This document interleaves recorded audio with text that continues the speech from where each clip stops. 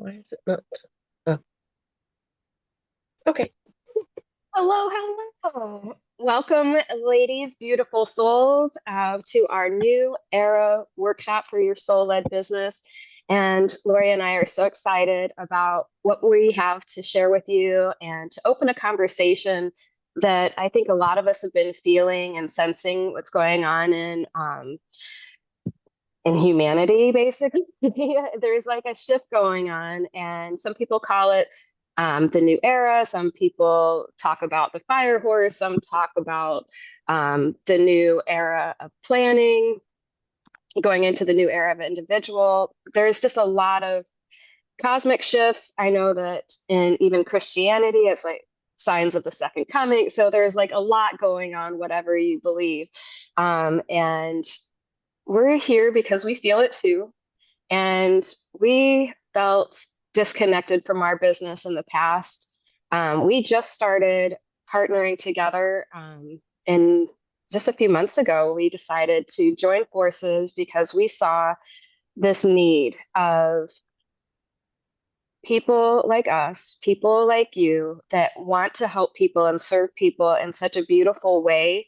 And it just felt like there's pressure and force and hustle and go, go, go and try this strategy and try that strategy. And no, you've got to post every day. And it just can be overwhelming for, I think, our souls.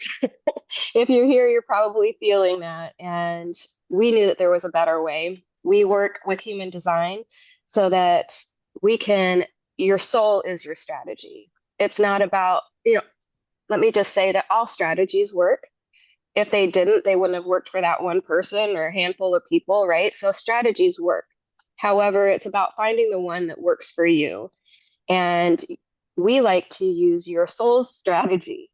So you are working in flow and alignment and like effortless.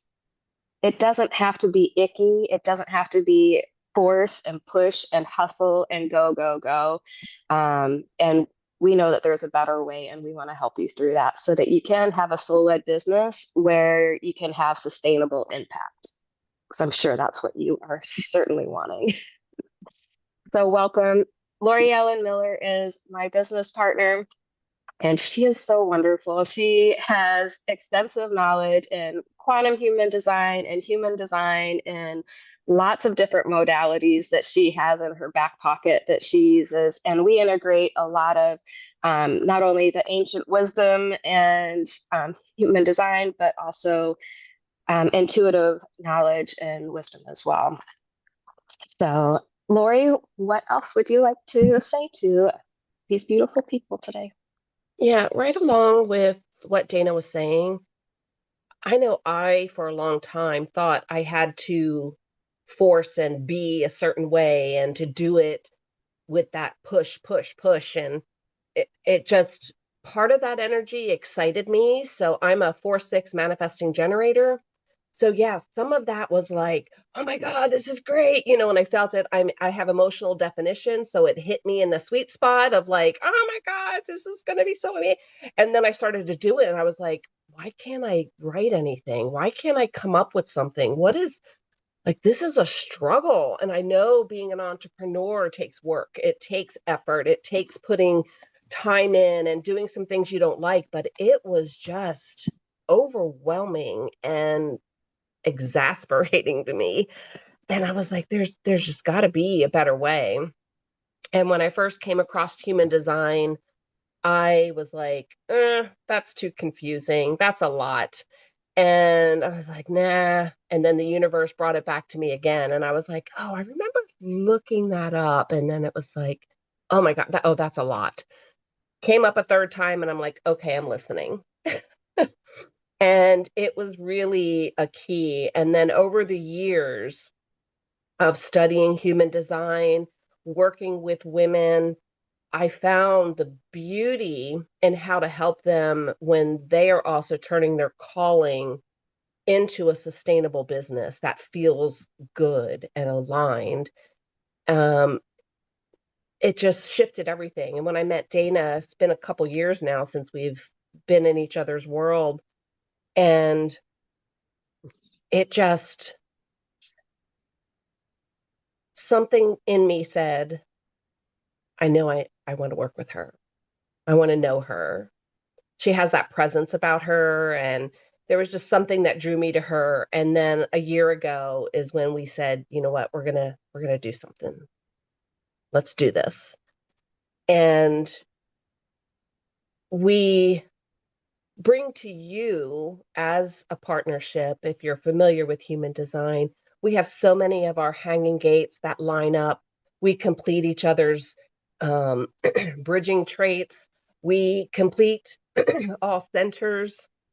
And so we're bringing you all of us. And the beauty of having a 2-4 projector and a 4-6 manifesting generator coming together, we create, I believe, this beautiful, safe space for you to show up as you. And that's what we want for every woman, for you to be able to show up as you, knowing there's nothing wrong with the way I do things. I can tap into and harness the power of who I am, no matter what type you are, no matter what profile you are. When you see the beauty is already in there. And, I was talking to Dana, was it yesterday, I think? um I was thinking about, the artist Michelangelo, and they say to him about creating the David, and it was already in there, right? He was already in, he was just chipping away to find David in there. What was not David was removed.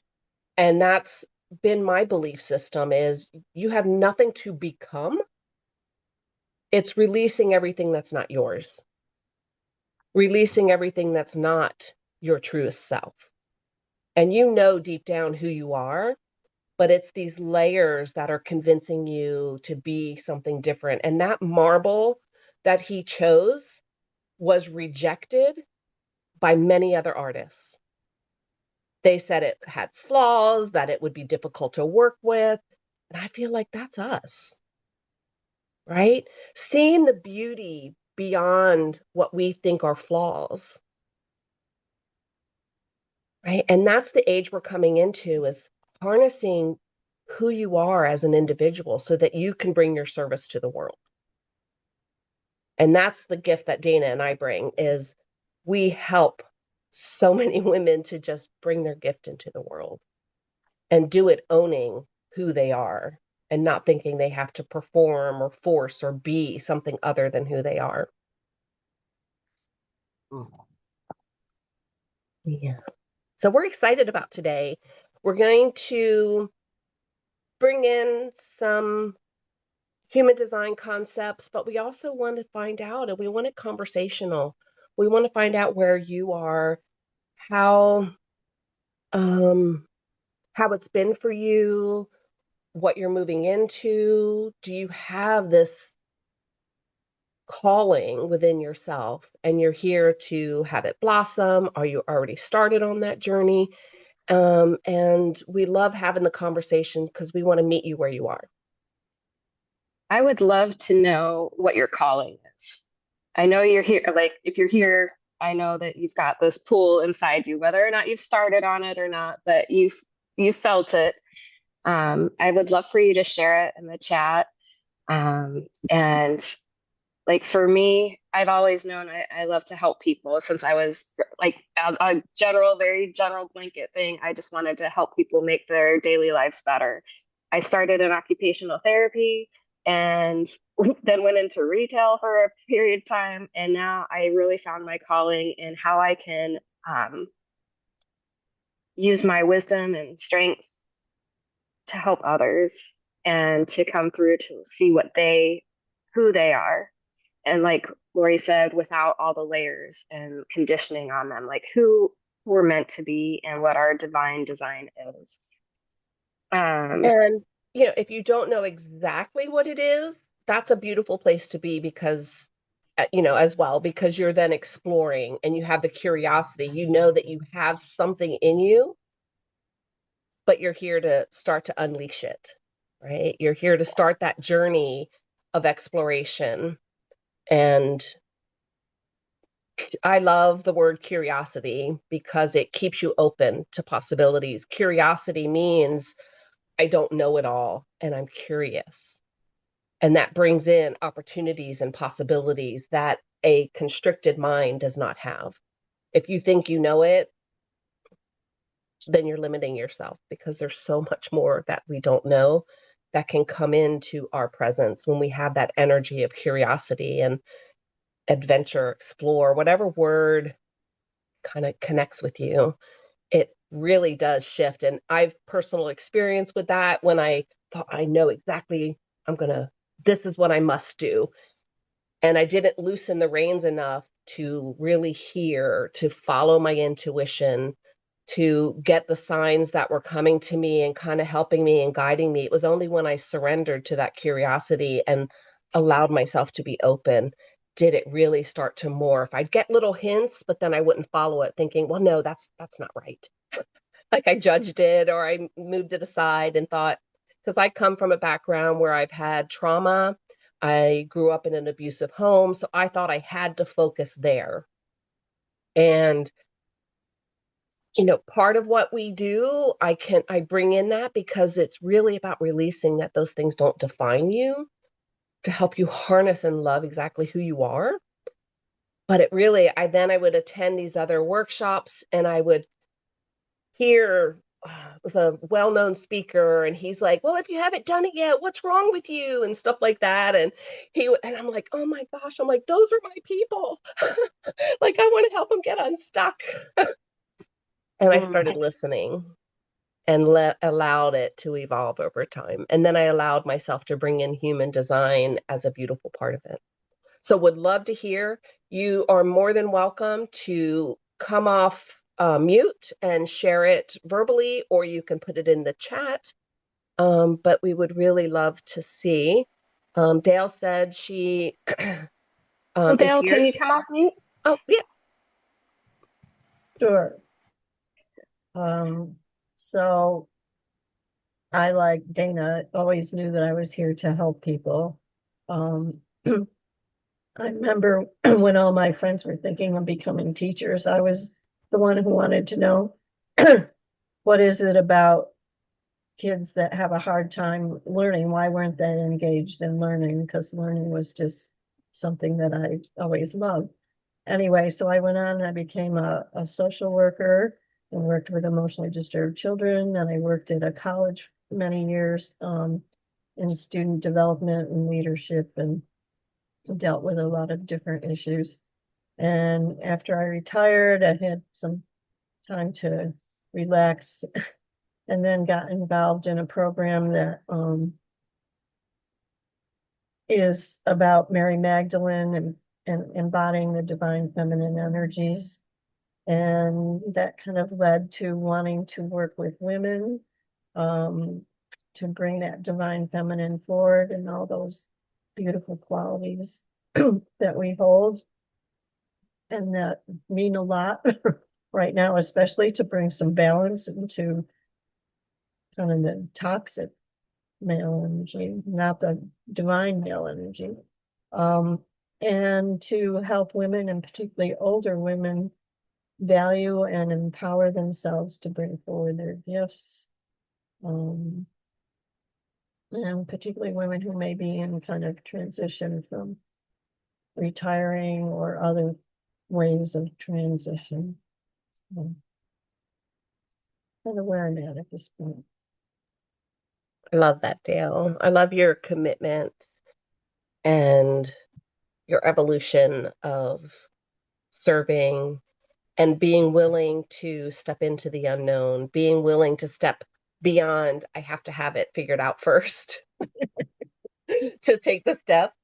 I Yeah. think that's an important piece. And one thing I want to acknowledge is you made the differentiation of toxic male energy to divine male energy, because as you well know, we are both masculine and feminine. And that's the beauty of what Dale does is she helps have that harmony within you to utilize in harmony your masculine and feminine. Um, we work with Dale, so we know a little bit more about what she does and who she is. Well, Um, I but wanted to yeah, share we're some. Oh, yeah, share go ahead. something that happened this week. So I had this memory of my mother saying one time, maybe more than once, you're a jack of all trades, master of none. And that kind of came to me, and I go, well, yes. And so how that master of none was kind of like, oh, I'm not enough if I don't master something. And then I said, well, that's not the case, really. And what is mastery? So I'm dealing with that question of mastery and thinking about that. So maybe others have some viewpoints on mastery, but I just kind of see that I have this thirst for knowing about a lot of things and then how they all fit together. So maybe that's my mastery is fitting them all together. Yes, I love exactly. that. Love Exactly. that.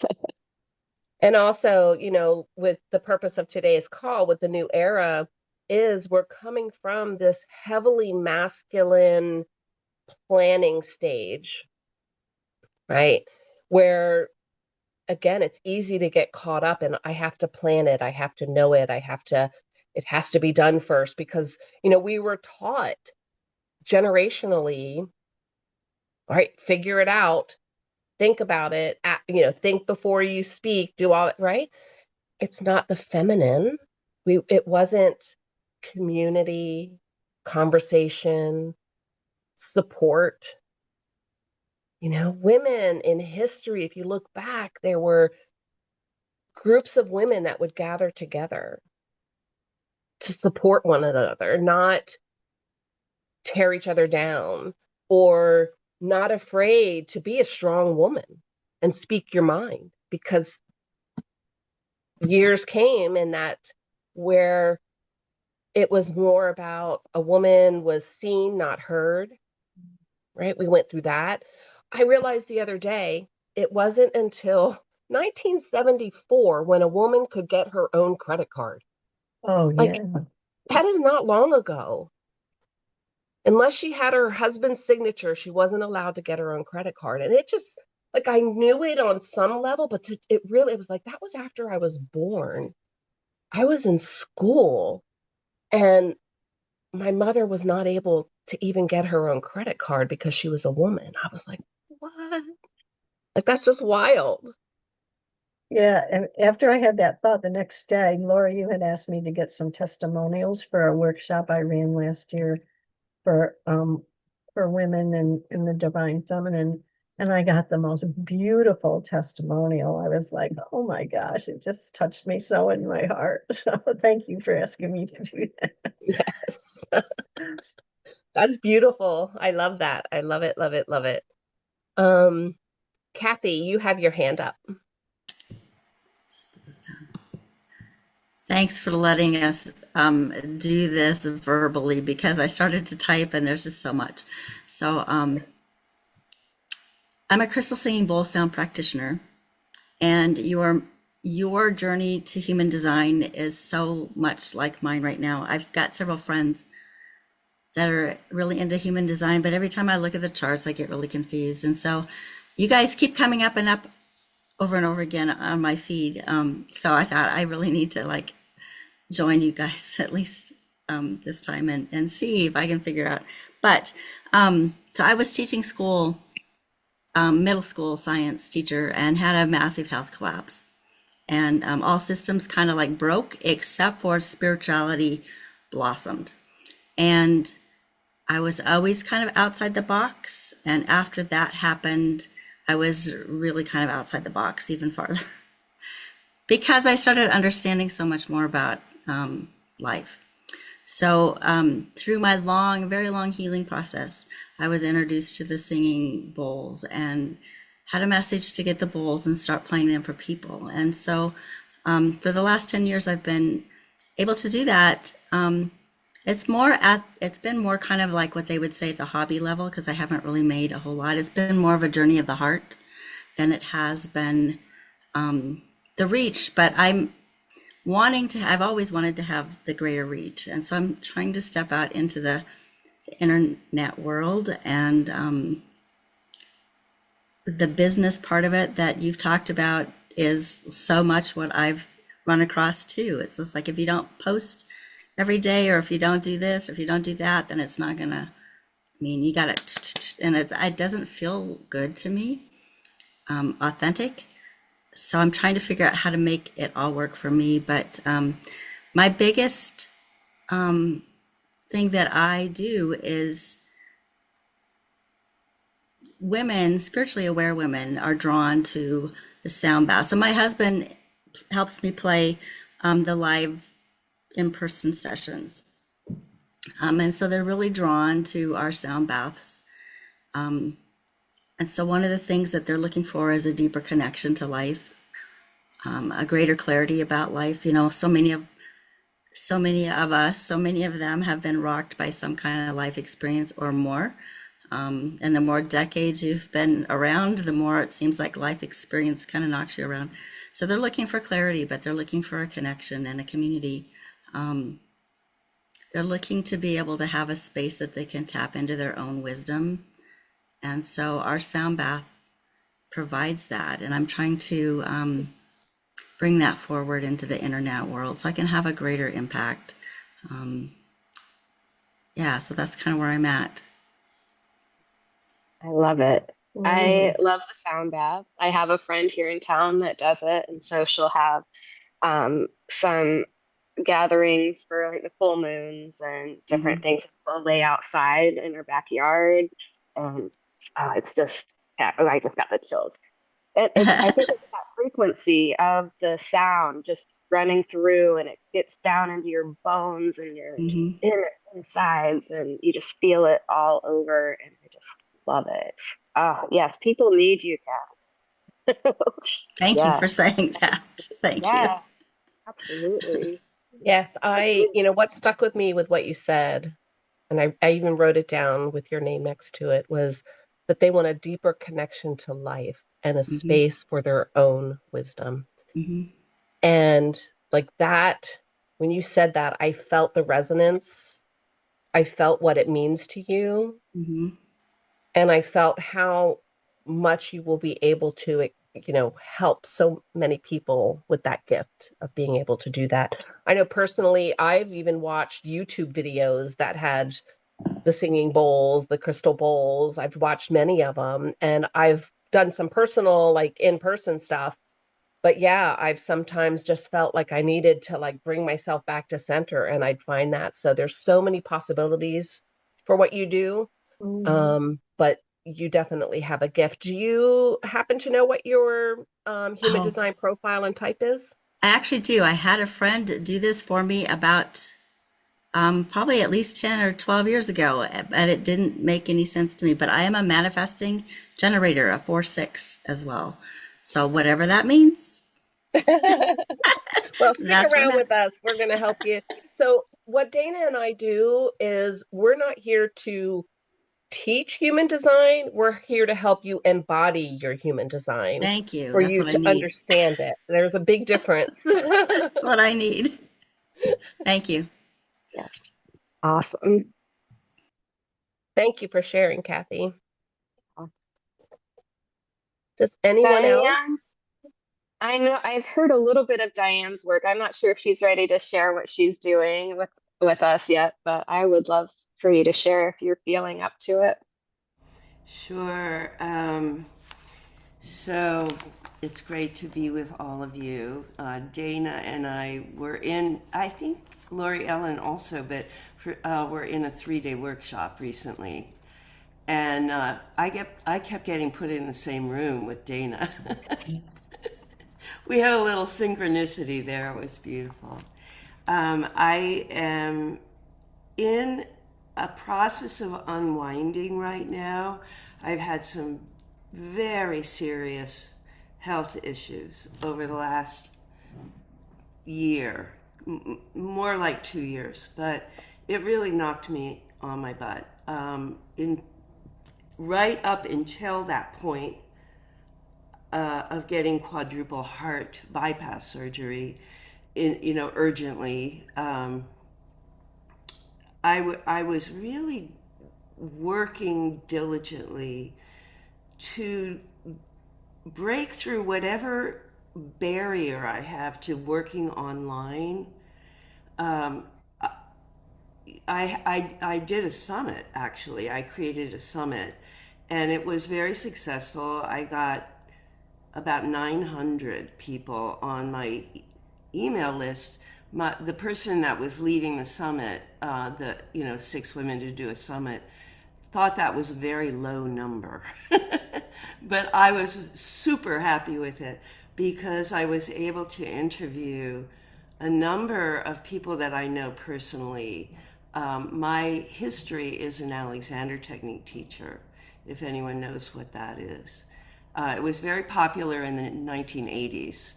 It's a mind-body method for becoming more aware of how we're using ourselves in movement, and especially the creation of attention and back pain. It affects a lot of different areas because it's not only physical, but it's emotional. So it's interesting, since I started doing more coaching work, I actually got ICF certification a few years ago.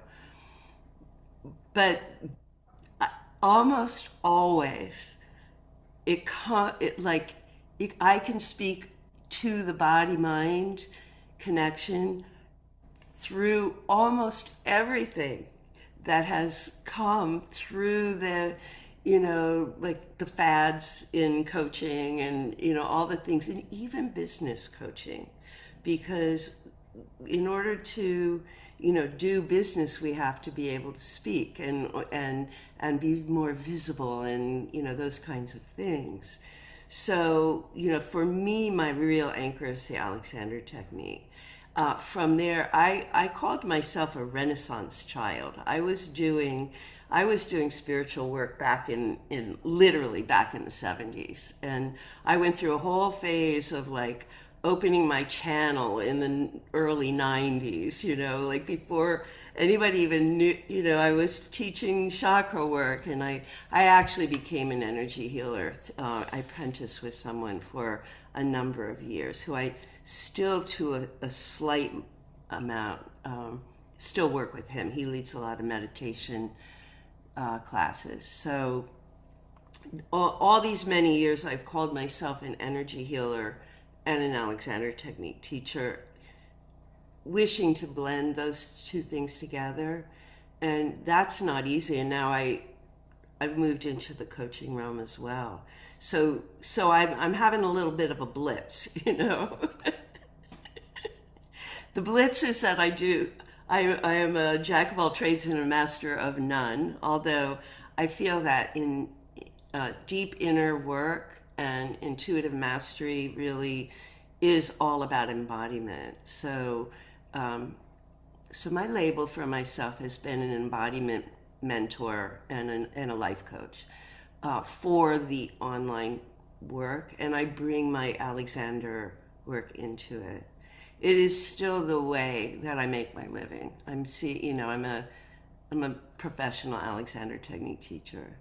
So I had a eureka in this 3-day program that I want to work with women, and yes, they're usually in later life or in some kind of a transition, that have experienced autoimmune disease, which is for me, I don't know, there was a karmic thing that happened with the heart problem, but the other problem, the deeper issue, is the psycho-emotional piece of autoimmune, which I've been dealing with since I was 10. This is not a new thing, and I have a big story behind it.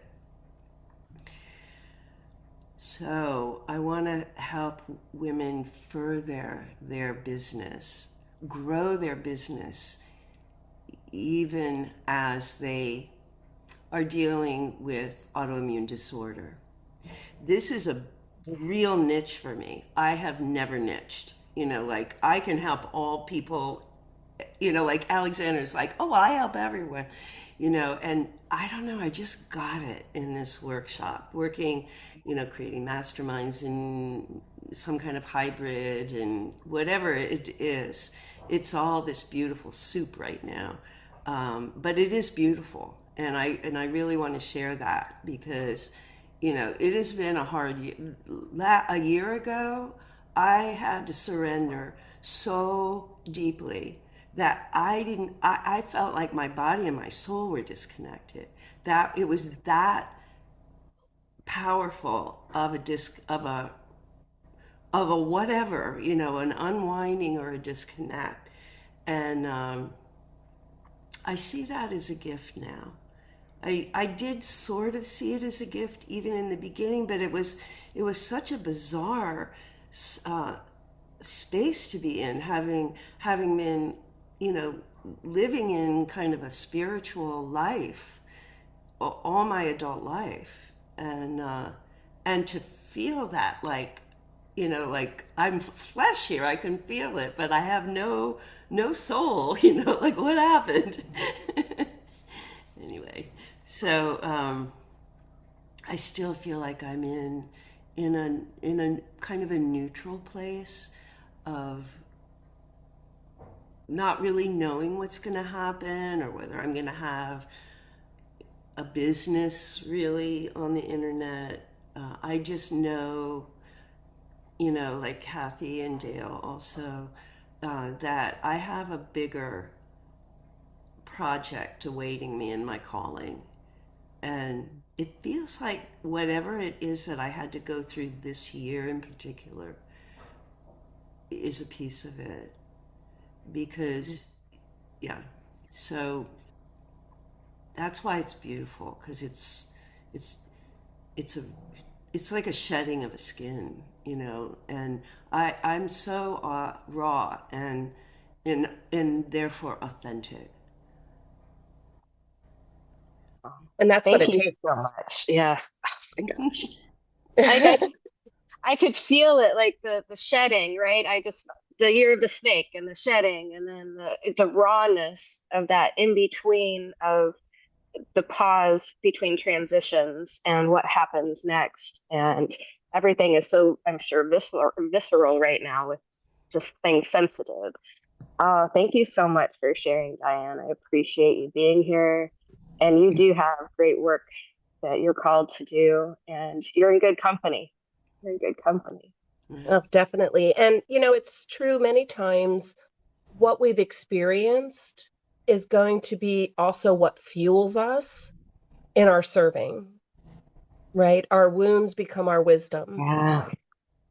And therefore, when you started to think, I've never niched, but then I saw your energy shift when you were like, but I felt this, that this is who I'm here to serve. And that energy comes across when you're speaking to people. And it's not about the words you use as much. It's about what lies underneath it, what that energy is. And also, and I want everybody to hear this, niching doesn't mean you will go, oh no, I can't serve you, right? Nope, you're not my, unless if they feel aligned to you when they come to you and say, you know what, I don't want a business, but I really feel connected with you. That doesn't mean you have to turn them away, right? And also niching doesn't mean things won't evolve. Mhm. And I think too many times we're afraid to stake a claim and saying this is because it gets you closer to that energy and that feeling, that passion of like, this is who I'm here to serve. And then the words for marketing, the words that will come to you intuitively or through you spiritually, however it comes to you, will start to happen when you're in that frequency. And you will then, and this happens to me all the time, I say whatever it is that they need to hear because I'm just channeling it through me. It's not something I had to plan, but it starts coming through you. And the same will start happening with what you create. Mhm. It'll start coming through you as opposed to forcing to make it happen. But it's you embodying and aligning with you, with who you're here to serve. And then the rest will start falling into place when you own who you are and not afraid to stake a claim in it, right? Not afraid to stand up and say, this is who I am and this is who I serve, right? The energy will start flowing through you. And again, it's that surrender. Don't force it into a box. You can still be open to, like, you know what, that may evolve. I may start with this and then I expand, or I may start with this and I go deeper, right? So it's allowing it to come forward and for you to get that resonance, but it means you have to align yourself with that frequency first. Absolutely. And with our, some of the things that we do with women is help them find their audience aura, like how to speak to the people that are meant to hear them. And it's right in your design. It's amazing. And it's so simple just to be able to see that and then to help that craft your messages. It's not like, oh, now everything, but it goes through a lens, a filter, so that your people can hear you. Like I'm a 2/4 projector, Lori's a 4/6 manifester. Like we might not, if we were just talking, we might not resonate with each other. But then when I have a line 5 audience aura and I start speaking to that, then people start resonating and like magnetize and lean in a little bit further, and a little bit quicker. So that's something that we do down the road as well. And have you ever felt like you put things out there and then you get crickets or you get the wrong people? Like, where did these come? Like, I don't want to work with this type of person. Or, like it's not exactly what you want. Or you just like, okay, yeah, I'm still going to help them. I'm still going to work with them, but this isn't fulfill. Like, this isn't really lighting me up. This isn't really the people I want to work with day after day. There's probably some qualities that you have in mind of the type of people you want to work with. And maybe it's just a matter of embodying your design so that you're embodying who you are so that they feel you on a more magnetic level. And in what Dana was just saying, it's knowing more about your energy and that your no is just as important as your yes. Mm. So true. Have you ever felt that? Have you ever made a decision and it's like, you're like, why did I agree to that? Or, oh, maybe I said no too quickly. Maybe that was a growth edge for me that I could have learned from. But we also help you learn what your energy style is so that you can make decisions that are from you and not from the outside world. Like for me, my stories are just pretty much about what everybody else told me I should be doing instead of really standing in my own truth about, no, this is what I feel. And instead it was like, oh, what I felt somebody told me was wrong. So I dismissed that. And so I couldn't trust myself. I had to trust other people to tell me what was right. And when that changed, when I finally stood for myself and what my body and my soul was telling me, boy, liberation city. It was like, whoa, I felt like I was a person. Like I didn't have to ask permission to be who I wanted to be anymore. And things started becoming easier, effortless. People would come to me, like Lori, like this was a perfect example because when I started embodying who I was and showing up how I felt I could be of service, with no expectation of return and just being in the right rooms and showing up, that's where Lori and I met each other. And she recognized that in me. It wasn't that I was out doing something or cold calling or putting messages out there or anything like that. It was in a space like similar to this, where it's like, okay, let's see what this can bring, and then just playing and dancing with that opportunity as it came. Um, I'm curious what you are hoping, well, what has felt harder than it should in your business, or getting to what your calling really is. What is feeling harder than it should, in your opinion? If you could name it, what do you think is feeling harder than it should? And you can even say it out loud or put it in the chat. Is this for all of us or me? For Everyone. everyone. Everyone.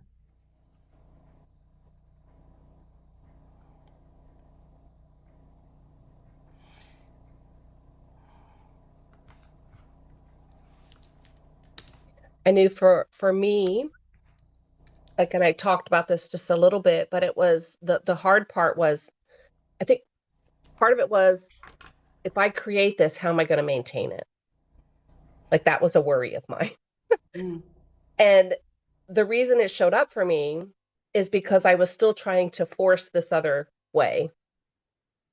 I wasn't in the freedom of just being true to me, serving who I'm here to serve, how I'm here to serve. So I was worrying that I would create something I couldn't maintain because I was still in that force and push mode of trying to make it happen, as opposed to being in the flow. And then maintenance isn't even a concern of mine. It's like, because I'm doing what I love and it just naturally oozes out of me. Somebody put something in the chat.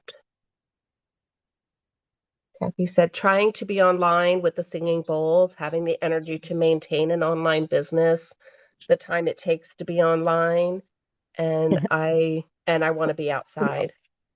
Totally feel you on that. And Diane said the push marketing. Mm-hmm. Yep. Yep. Yeah. I mean, we even have, Vicky, go Vicky. ahead. I think for me it's being authentic, but I am authentic, but I'm in a private space. So it's about being seen. And then if I'm authentic and I'm seen and I'm respected, well, then what the hell am I going to do with that? Yeah. And that is, so many times, and it triggers that part of you that is like, am I going to get kicked out of the tribe? Your nervous system goes on alert. If I show up and say, this is what I do, which is part of probably the reason I avoided claiming astrology and human design, and because I thought, oh, my family's going to think I'm this, or I don't want to say that I do that, right? Like, what are they going to think of me? Right? It's all of those conditioning, the outside influences, but many times that is exactly where your breakthrough is, right? Is coming into that place where you can go, you know what, damn it, this is who I am. Like it, don't like it, I'm okay with that. Because you're going to pick up and resonate with your right people, with that fractal, with who you is meant to hear your authentic voice, your authentic beingness. And that is a big hurdle for people to really stake your claim. And I think for women, even more so, to stake your claim in, this is who I am. I don't need your approval or permission. And I have to say that being in the groups of like-minded women, this community has, wow, and even today, being able to just step out and feeling safe makes it easier to step out that much further. It's a really great environment to just bounce it around in and walk away with a little bit more armor. It's a practice, right? It's not, it's like building layer upon layer of for me, it was that rebuilding I was okay to be me, that unapologetic, like this is just me, and F off if if you don't want, it's like unapologetically being me, because that, by me allowing me to be me, You followed that. Um, I can serve in the greater capacity that I'm given. I was given a purpose, and if I'm not truly being myself, I am not fulfilling that purpose. And I totally see Kathy, she said visibility has been tough, that her family has ostracized her because of what she does. Totally get it. Like, I'm from a strong Christian family, and it's been like little eggshells, like tiptoeing around, like, although I see it, that it's nothing separate, religion and spirituality, like it's all the same. And but I'm me. Not everybody sees it that way. Dale, you had your hand up. Well, yeah, I think I'm very similar to what Vicky said, being visible. I developed a website through another course I was in to help develop the business aspects. And I haven't put it out live.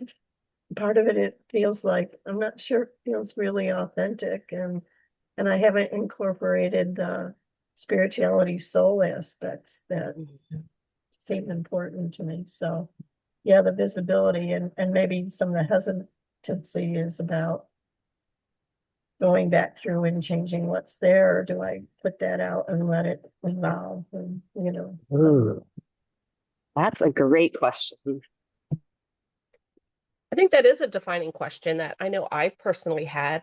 Is this just not divine timing, or am I not supposed to be doing it? Or am I supposed to step past that boundary of where I'm stretching myself to put it out there? Right? It's really connecting into that. And again, it's releasing you having to mentally figure it out and allow yourself to start listening to your body. Start listening to that piece of you. Generator types, it's like, are you getting that or an like, right? Trusting that you can make that choice. And then it takes following through on that action, because that's what brings momentum. I call it the I am: intention, action, momentum, right? You can't just have intention.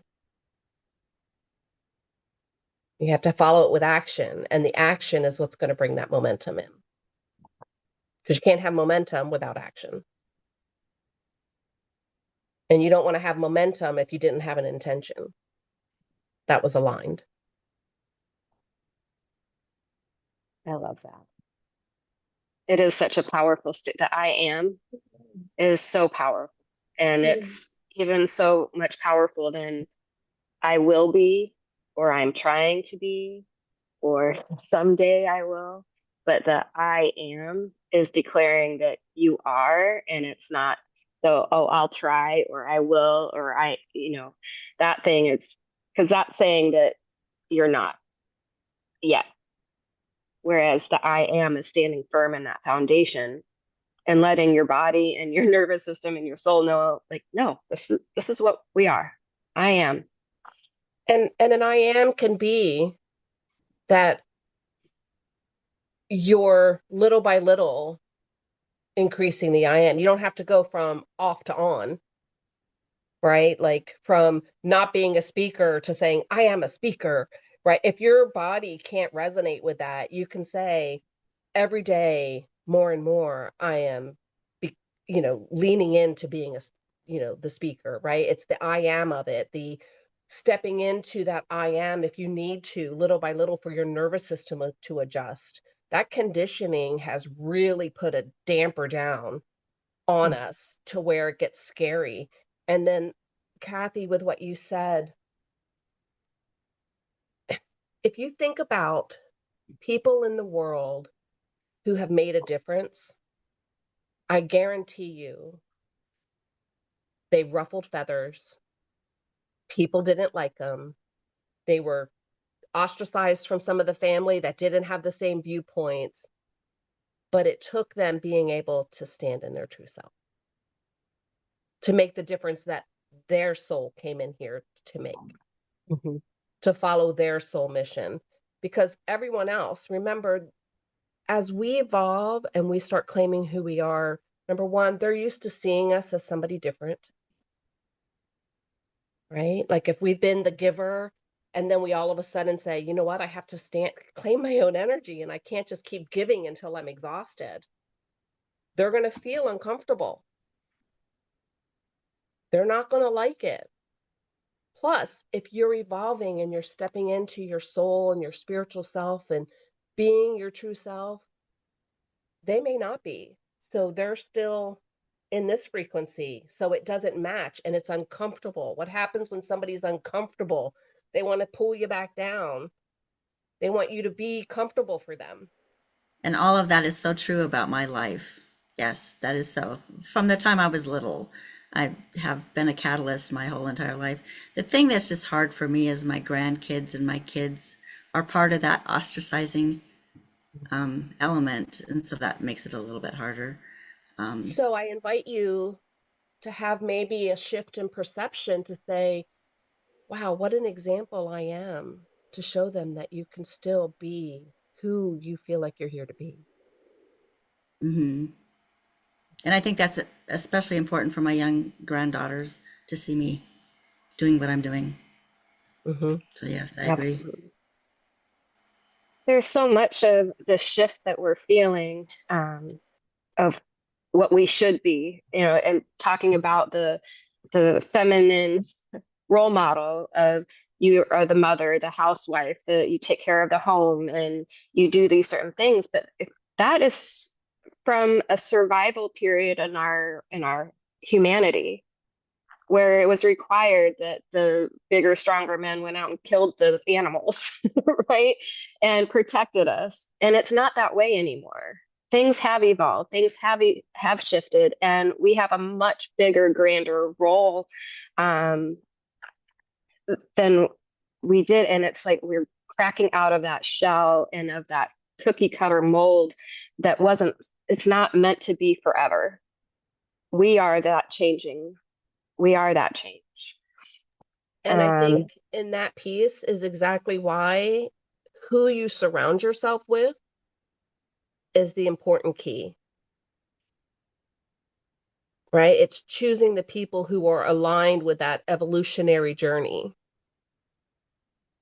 who support you when you're in frequency, out of frequency, but still see who you are. Mm-hmm. Somebody Dale, just you had posted. a comment. You had your hand up earlier. I didn't know. Just a second ago, Dale.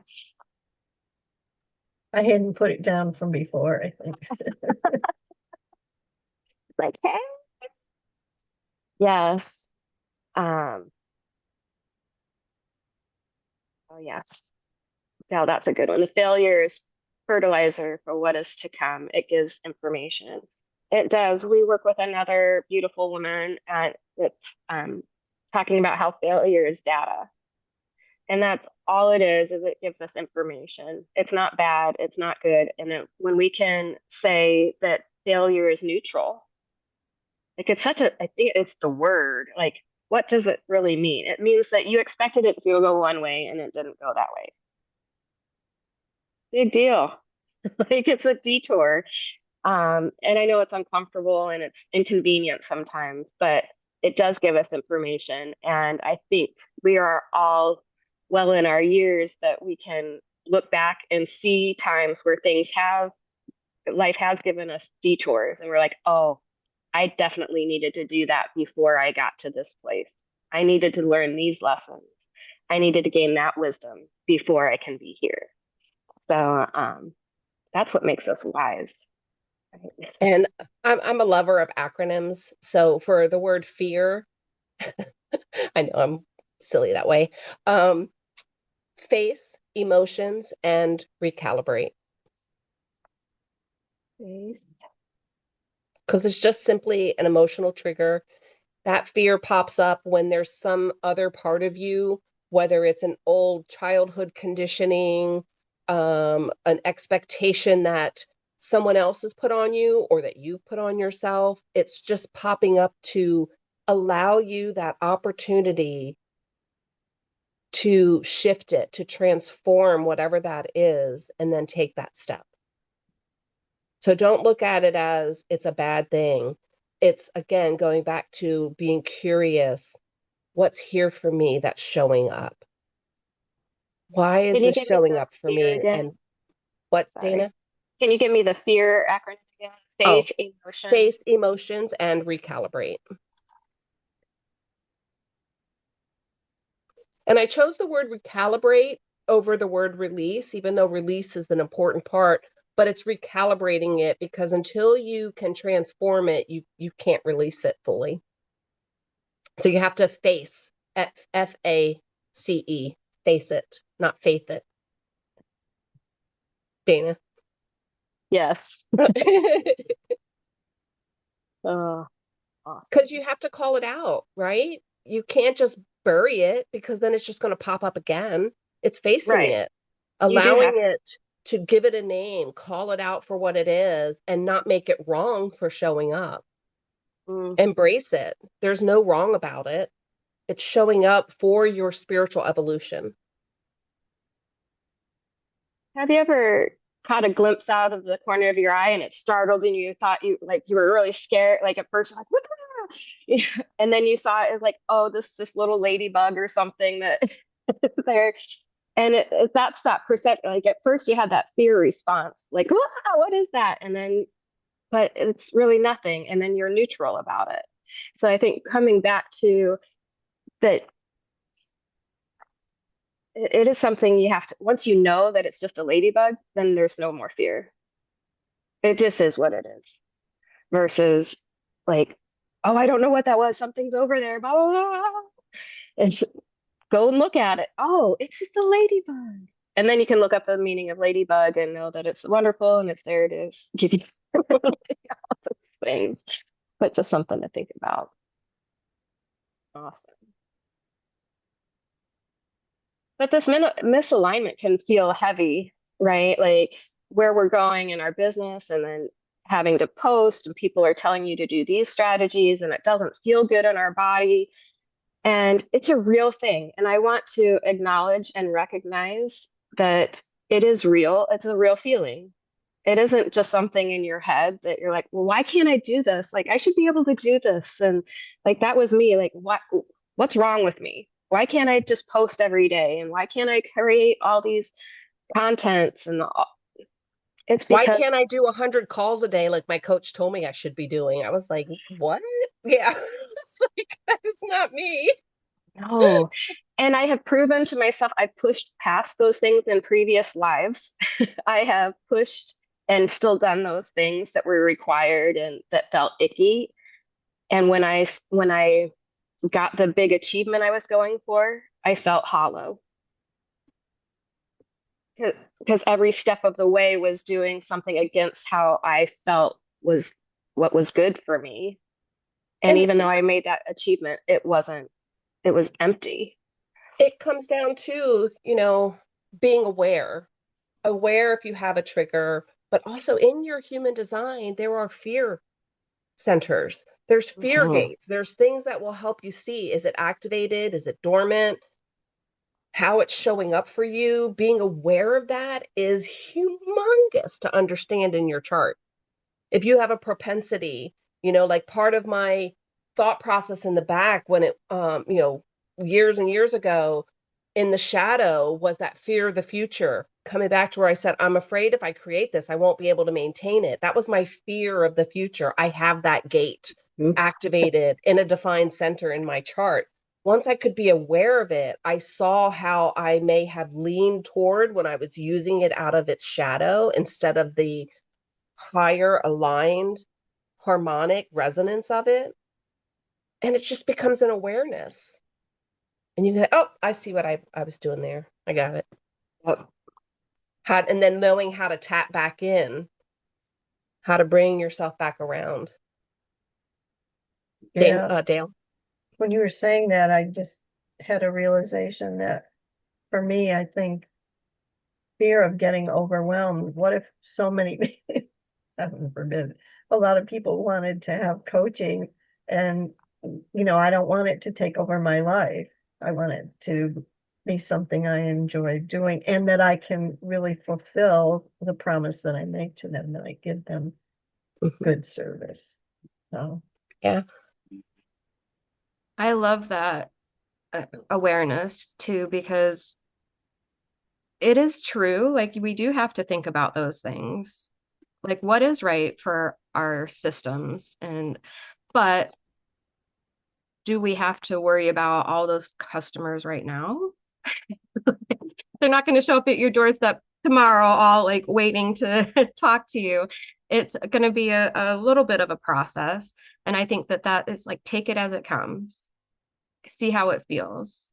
And then you can make adjustments as needed. Like when I started coaching, my goal was that I wanted to have 20 clients and I was meeting with them once a month. This 2-4 projector has learned that that is not a task that I should take on. As much as I want to be with everybody, like that would just not be healthy for me.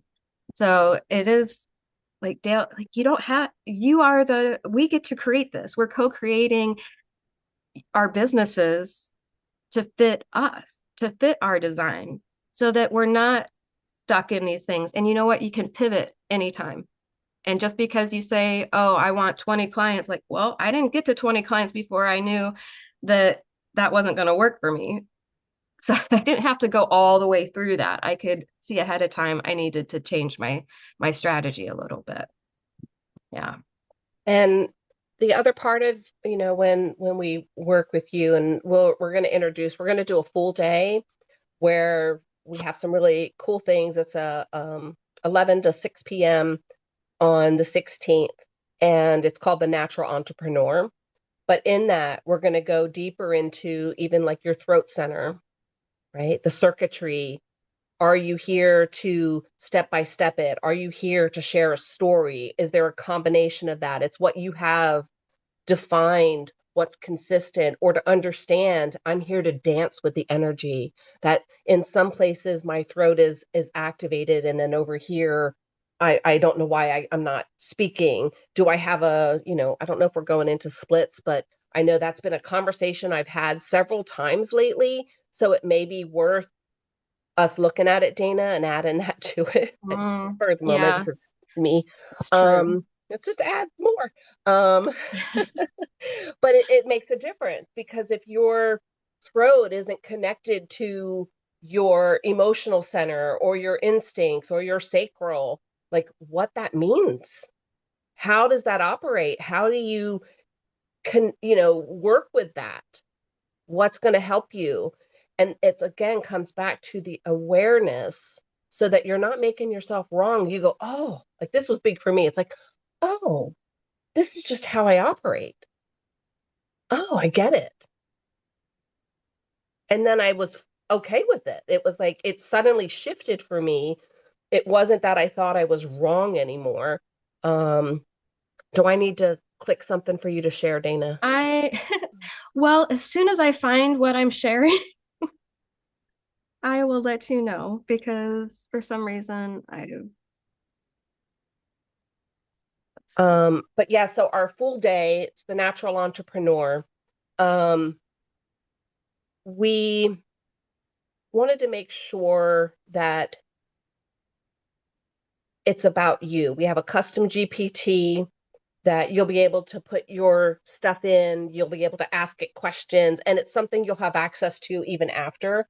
Now, the custom GPT is for a VIP upgrade, but while Dana's looking for it, I'm kind of haphazardly talking. That's me. I'm a Oh my manifesting goodness. generator. Give me I'm like skipping steps. Um, but we're going to go through how you're empowered to be the natural entrepreneur. What centers do you have motors defined? That makes a difference. There's some people that have all four motors, and there's some people that have one. There's some people that have none. And what do you do with that? How do you manage your energy? Because it's all about you. Yes. And we're going to talk a little bit about the circuitry in there, just in how your throat is operating. There's circuitry throughout the entire chart. We won't have time in the full day immersion to go through all circuitry, but we're going to talk about what circuitry you have for your throat center. Yeah, that's your communication center, how you can best utilize it. Did you find it, Dana? No, I'm perplexed. Sorry. This is me.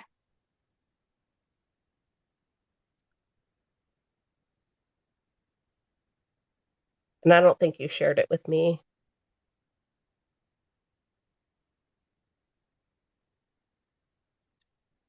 Hmm. Well, I just wanted to say, while Dana's searching things out, Dana, you said something that really hit me there when you said that you, in another world, you had other goals and you were going through doing whatever the leadership team or your boss told you needed to do to make your goal, and then it was empty.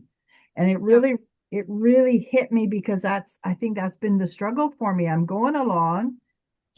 This I'm is the doing all the path. things. Keep doing, and then I get to the top of the hill, and then it's like, oh, I got to do it again. I did that. I want a new quest because I didn't like that challenge. So yeah, it really hit home for me. Thank you. Yeah, that was like my actually my network marketing days where I did all the things. I went out and introduced myself to 20 new people every day, got names and phone numbers, called them back up, got them into an office for a webinar, and achieved what they called a regional vice president, which was like super exciting to everybody, right? And then, but when I got it, I was just so strange. I just came across a picture. Let me just share this with you. I'm sorry I don't have my slides, but I have a picture when we got promoted to regional vice president. And I can look at this and know exactly how I was feeling. I can see the emptiness in my eyes. I know that it was like just going through the motions even then in a celebration. It was like, oh, okay, now what? It wasn't fulfilling at all. I am so sorry, guys. We can sing while you look for things. Oh my gosh, that would be Huh? amazing. Okay. Do we have any singers in the room? Because I'm not it. I can Not clap. it. Not it. Oh my goodness. I'm nervous that I know what I can do. Maybe. I'm nervous Kathy that has her bowls present. We can have a bowl sound. oh, there we go. See, I appreciate you guys so much. Like, this is just things that I can happen. And I can give that a shot for a second. The thing with the bowls is they have a resonance that is kind of wonky if they're not mic'd up. So let me change the sound vibration of the original sound, and I will give you guys a tone. Bonus. what did I do? Take a deep breath if you would like.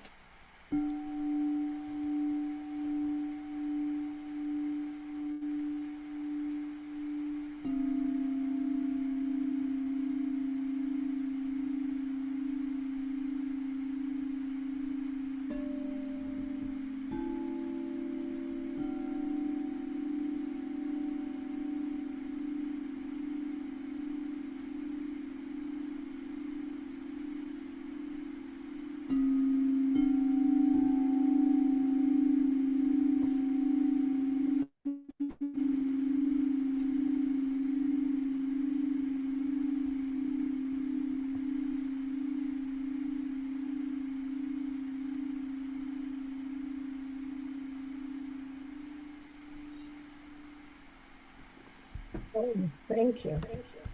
was lovely. And that gave me enough time to improvise. Perfect. And so this is So just I don't not know going how to that be, came across for you guys, but it I was just want to say it lovely. was beautiful. I oh, just closed my eyes for a couple. I turned my video off and I was just like, I felt it. So oh, good. beautiful. Thank This is you. this is one of my challenges is trying to. So my husband is a sound engineer, so when we record the bowls, we set it all up with the mics and everything, and he's got his equalizer and everything, and so I'm trying to. That's one of my issues with trying to get online is trying to figure out how to do the bowls without him online. So thank you guys for being my sample audience. Yes, that's what a community is for. So Lori and I both have that 4 line in human design and the connection and relationships and community is so important to us. Okay, let me get this up. So we Went could do ahead it and one or put the two ways. registration. I went ahead and put the registration for it in the thing just now. I saw that. So we could Um, either share the registration page and we can go through that, or it's my fine little, what you have. You okay. choose. But I put in if anyone wants to sign up by the end of today, midnight, there's a coupon for a free VIP upgrade. You just type in the coupon code natural and it'll take that $50 off. So it's just $47 for the day. And Dana, oh goody. Yay. So forgive the simpleness, but you know what? You just need the information, right? I like things to be pretty, but we're just going to go with it today. Um, so our next event where we go deeper into your circuitry, your voice, and your audience expression, audience aura is going to be on March 16th. We need to move this over. Okay. Um, March 16th from 11 to 6, it's the Natural Entrepreneur Immersion. It's your design, your business, your way. It's a recalibration experience for entrepreneurs who are done forcing what doesn't fit, strategies that don't fit, and are ready to build from alignment with their natural design. So we're going to map 3 pillars into one cohesive framework on that day. We're going to talk about decision rhythm, which is your type and authority to help you make decisions in a most aligned way. Audience resonance, which is going to cover the nodes and your audience aura. And then the expression pathway, which we're going to talk about the throat center, your communication and action center, and your circuitry. And when we do this, this is what it's going to come together. You're going to have, you're going to know how to make aligned decisions. You're going to know naturally who you're designed to serve, how your voice is designed to work, what sustainable visibility looks like for you. Like for us, it is not posting every day on social media. That is not us. And if it's you, then we know how to help you do that too, but it's in your design. And then what your next aligned move is. So you'll walk away with your natural entrepreneur framework, clarity around your decision rhythm, a defined audience resonance statement, and an expression pathway. So you can stay consistent without burnout. Has anybody else been burned out? I've been burned out. It sounds like we all have that common thread that we can talk about our burnout days one time. And then we have an aligned step after that. We also have VIP option, but just for the event, the 7 hours with us is $47. It's about a $300 in value on the low side, but we're offering it to you for 47. And then when you register for that, by the end of night, the day today at midnight, we're going to upgrade you to the VIP, which is awesome. Let me tell you about VIP. It is a $497 value for VIP. We're going to have a pre-power session, a pre-event power session on March 14th at noon, about 90 minutes, where we're going to get you the chat GPT that's custom for this workshop. We're going to go through it, make sure you're all set up there. We're going to answer any questions and get you prepared so that you are coming into the event ready to go. Also, during the event, you're going to have priority coaching during the immersion. So that's going to be super exciting. And I love having that one-on-one conversation. And not everybody, we don't have time for everybody to have that one, but that VIP, we make sure that everybody gets that one-on-one. And then we also have the post-event integration circle, which is going to be a couple hours on the following Saturday, March 21st. So you'll have some space in between the immersion to implement a few things and then come back together and we can integrate it even deeper, get some feedback, and go from there. So again, it's just $47. And then if you sign up by midnight tonight, you get the VIP with the replays and everything on us because you're amazing and you're here with us today. So I hope that, and then the registration page is beautiful. So you can look at our registration page as well. And we have that link in the chat and you can take a look at that anytime. And if you need more time to assess whether this is right for you at this time, no biggie, no biggie. It's still going to be there. We're still going to be here, but the VIP option will go away and it'll be just a $50 upgrade. So still doable. Well, the VIP option won't go away, but yes, the free the free upgrade. VIP option. Right. That's right. Yes. Awesome. And what I love the integration because it's more when we have these VIP integrations, the pre-event and the post-event,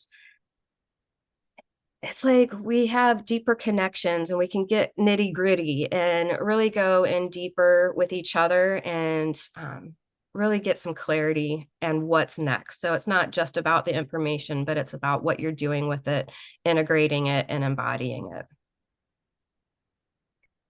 Yes. Yeah, and it gives us time. We'll go through more during that with using chart examples. You can look at your chart because we'll give you a link for you to run your chart if you don't have it. And then you're going to look at yours and you'll be able to reflect how it is for you, what works for you. It's not just, we're generically only talking, theoretically. We're able to help you see how it works for you. And that's the key.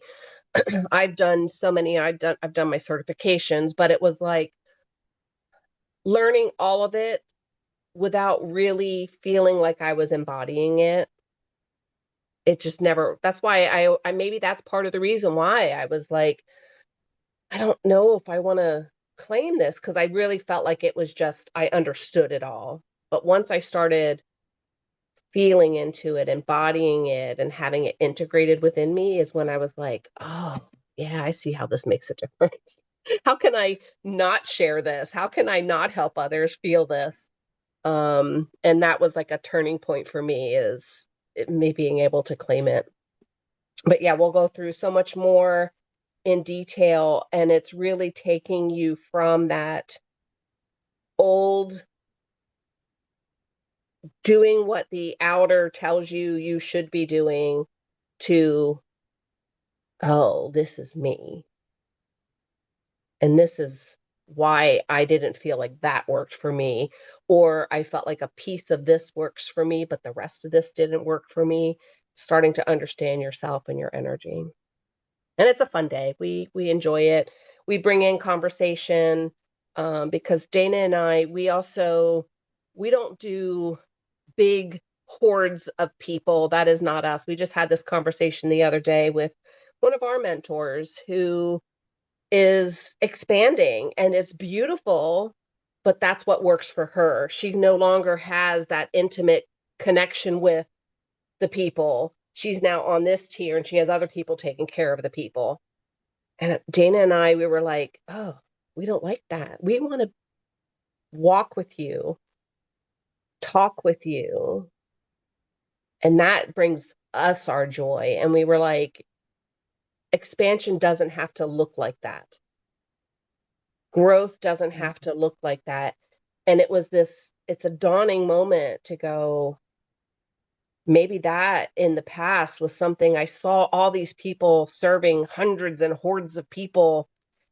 And it's beautiful if that's right for you. And there was this piece of me that was held back because I thought that's what it had to look like.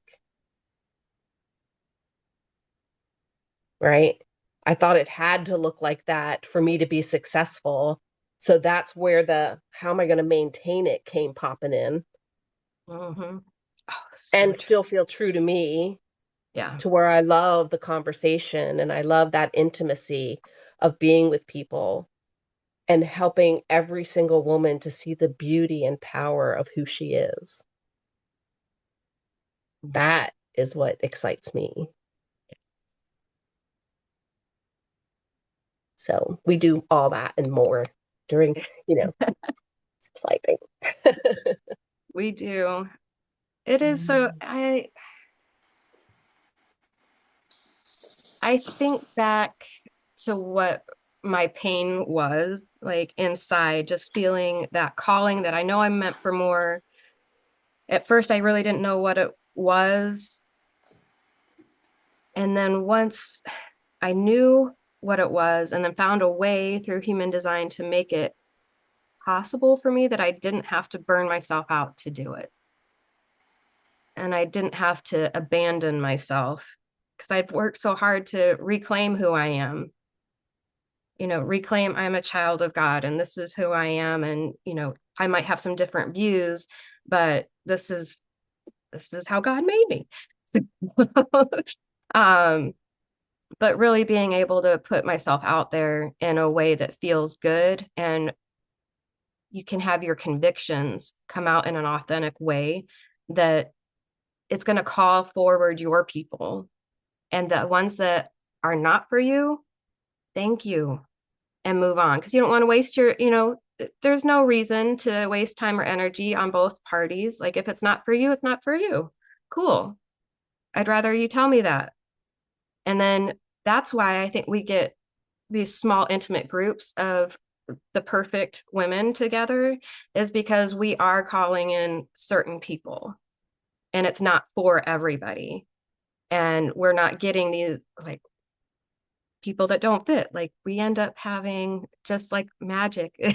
It's not magic, it's divine timing and calling and bringing them all together. But it's because we're working on being in alignment and calling in who we are meant to talk to. And we don't waste our time or fret about the ones that don't. Yeah. I'd love to hear if anyone feels like something during this first part of our conversation has shifted for you in anything that you've heard from anything that anyone here has shared. I know just listening to several of you share, I've had moments of with everything, with something from every single person Mm-hmm. Yeah. that I felt. I'm just really excited to learn that the philosophy about not having to post every day on social media is where you guys are. And I'm so grateful to find a group that feels that way. Well, Although I'm learning that it's important, the visibility is important, but the posting every day is just not me. you don't have to post every day. Now, maybe it's one of our coaches called it a shop window.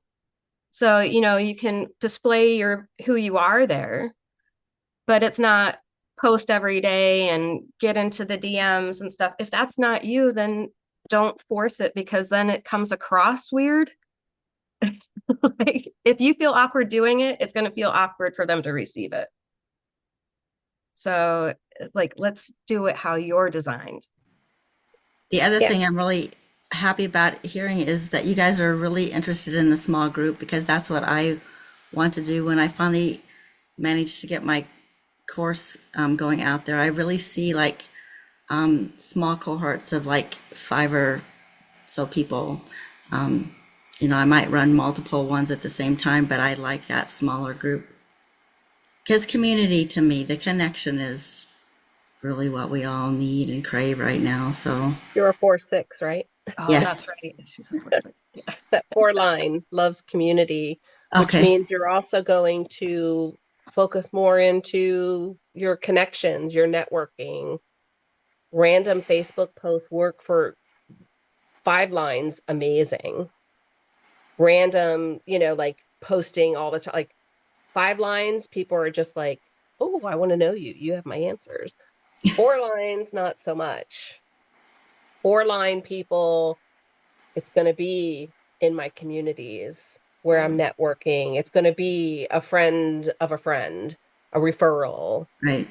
and you start building and growing that way. Hmm.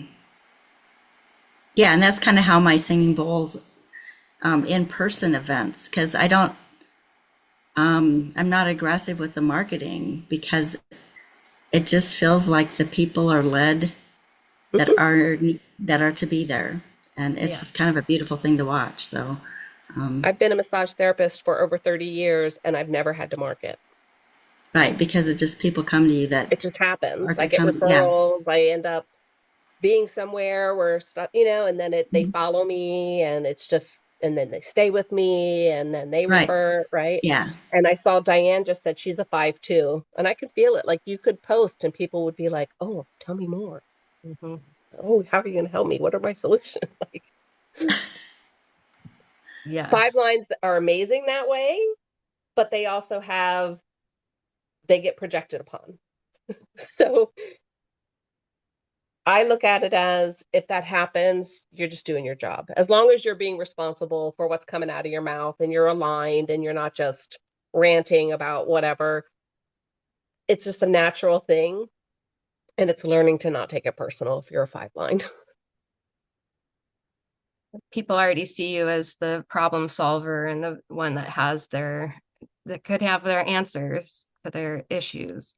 Um, and yeah, so Diane, yours a little bit different where you could post more if that is something that called to you, and Right. those posts would drive people in. Um, but yes, I completely understand with Kathy as well. Like, okay, not the post, but maybe the referrals and the networking. Yep. Yeah, so Diane, she's saying that it doesn't drain her to be on social. And then, so Right. for us, like what gets really interesting is in the audience resonance, we get to know who and how they're supposed to feel you and see you and experience you so that we we're speaking in an essence that is more resonant to them. And so, like Diane, with your putting posts out, like, okay, well, what qualities are those people? Are they a line 1, 2, 3? So they're not those people. We'll get into that later, but Yeah. Yeah. It's not their profile. We're not, audience aura is not about their profile. It's not that they have to be a line 5 or line 1, but it's an aura. That's why we've called it the audience aura. It's that resonance, but we're going to talk more about that in the full day for you to understand what yours is, because it really does. It made so much sense to me when I said, oh, of course, that's why I do what I do and I create all this stuff I do. I get the resources and because I have a line 1 for mine. And so it was like, oh, well, that makes a lot of sense of why you know, put stuff out there. I want to give a strong foundation to whoever I talk to. So it's really fun to explore and start to understand these little intricate nuances and then start layering it with, your integrated self. And then it just starts becoming more and more natural for you. oh, I just I feel so much lighter and like I can breathe just knowing that I can do it how it feels good to me, that it doesn't have to feel icky. And if it feels icky, that should be a sign. So yeah, love it. Okay. Any questions about our full day? And then we're gonna go into some good next stuff. Yeah, we love questions. If We anyone do love has any questions. curiosities, or if you want to share anything as we get ready to just open up a next part of a conversation. I know Sherry's been quiet. Sherry has been quiet. She's usually quiet. She's She's a like me. 2-4. Yeah. That's how I would be if the roles were reversed. I would be just back.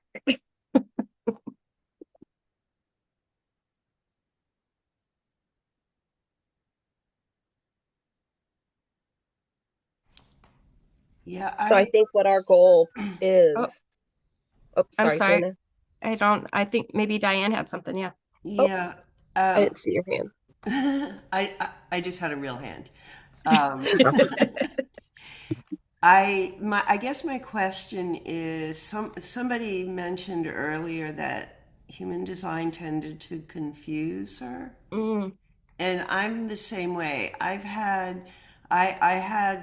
met somebody in a conference maybe 10 years ago, and she gave me my original design, and it just, I couldn't wrap my brain around it. And I have done a number of, like 1 hour, 2 hour things with it. And I'm open to it. I think it's cool. However, I almost don't even know what questions to ask. It right. just it and I'm a big, like, I love Kabbalah and I love Enneagram and I love, like, I do all these other, and tarot, and like I can really grasp things holistically that way. But there's something about human design that is just so mysterious.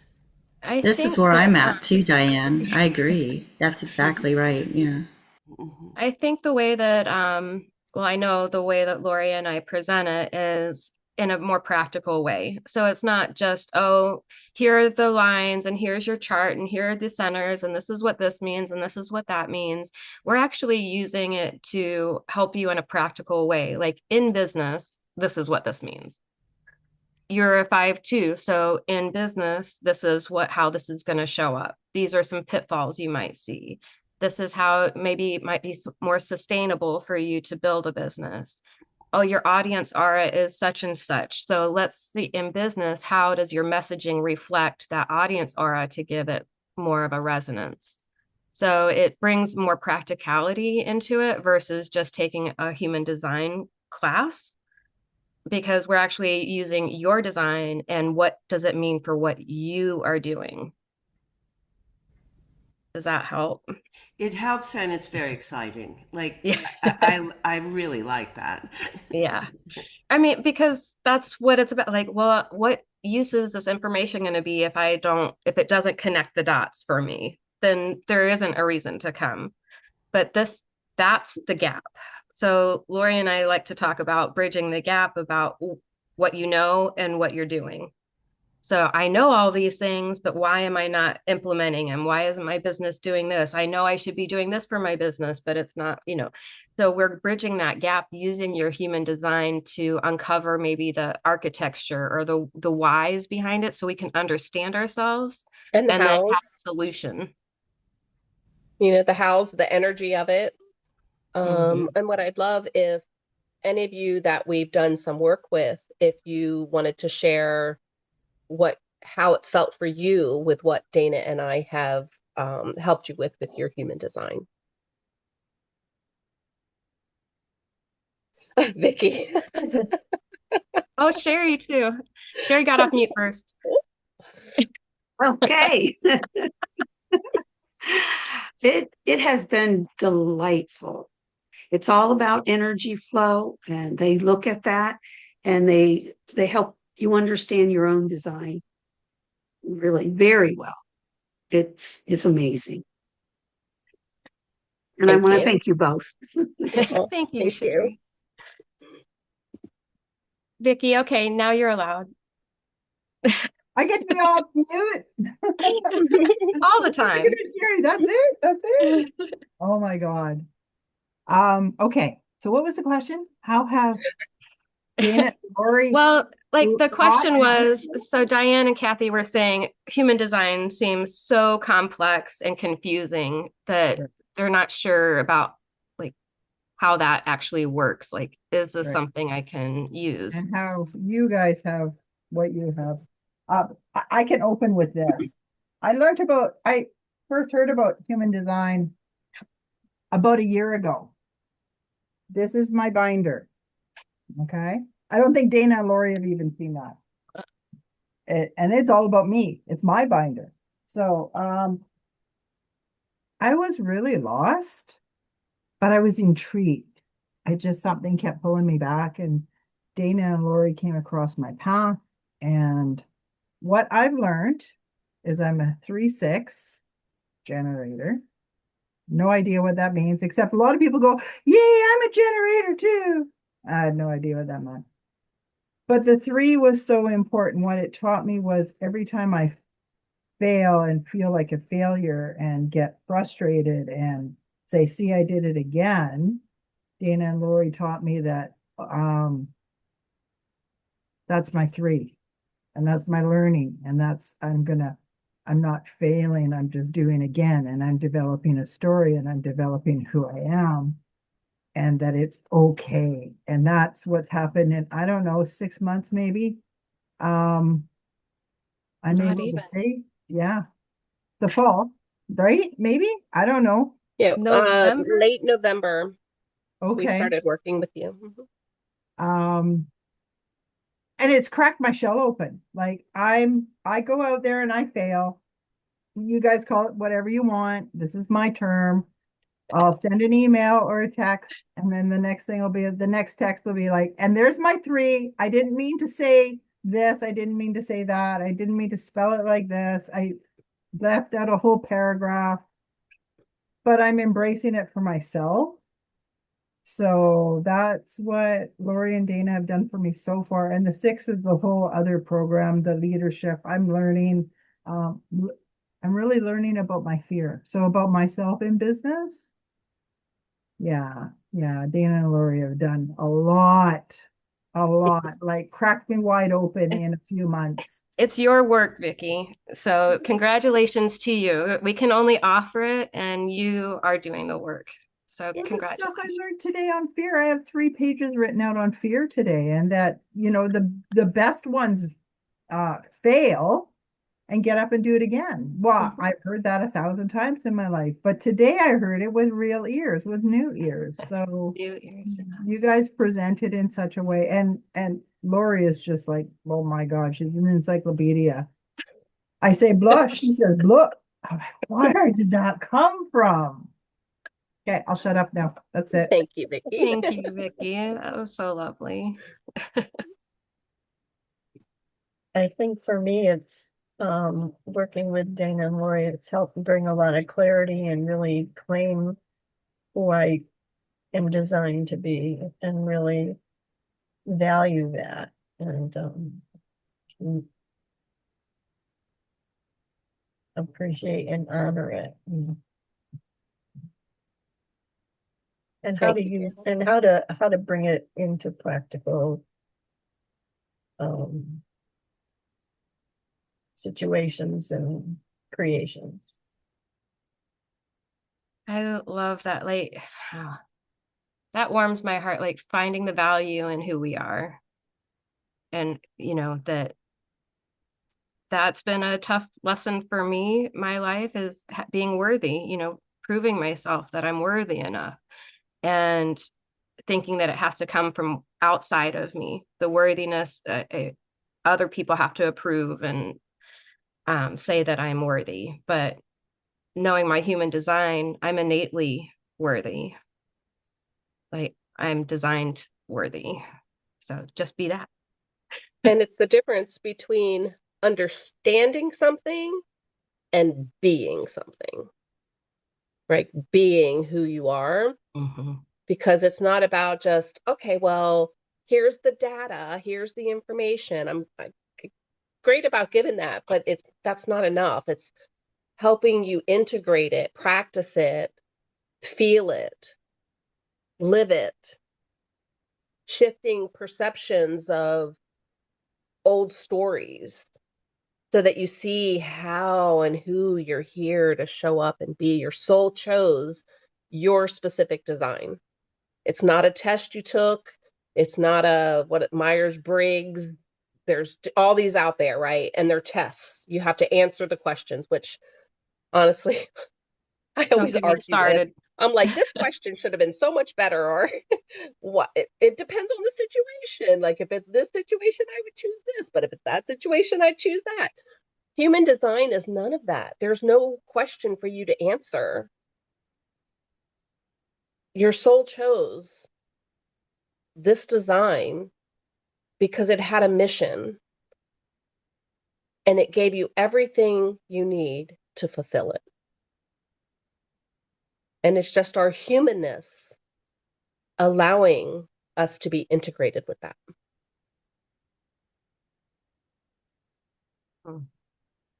And so we're not just teaching you information, it's, and like it's been said here several times, it's, well, how do you use it? How does that look for you? I think that's the biggest piece is for us in the being piece. And knowing that it can start to feel more natural and that you can release all of the outer stuff, the mind stuff, because depending how your chart is, what you're doing with your inspirations, your mind, how you're conceptualizing it, what's activated, what's defined, what's undefined, what's open, like that all makes a difference. And I think Dana and I have a gift of simplifying it for you and saying it clear so it's for you and not just in general. Yes, absolutely. And Vicki, you had your hand. Yes, and the community that you bring together. You know, the people that I hear from,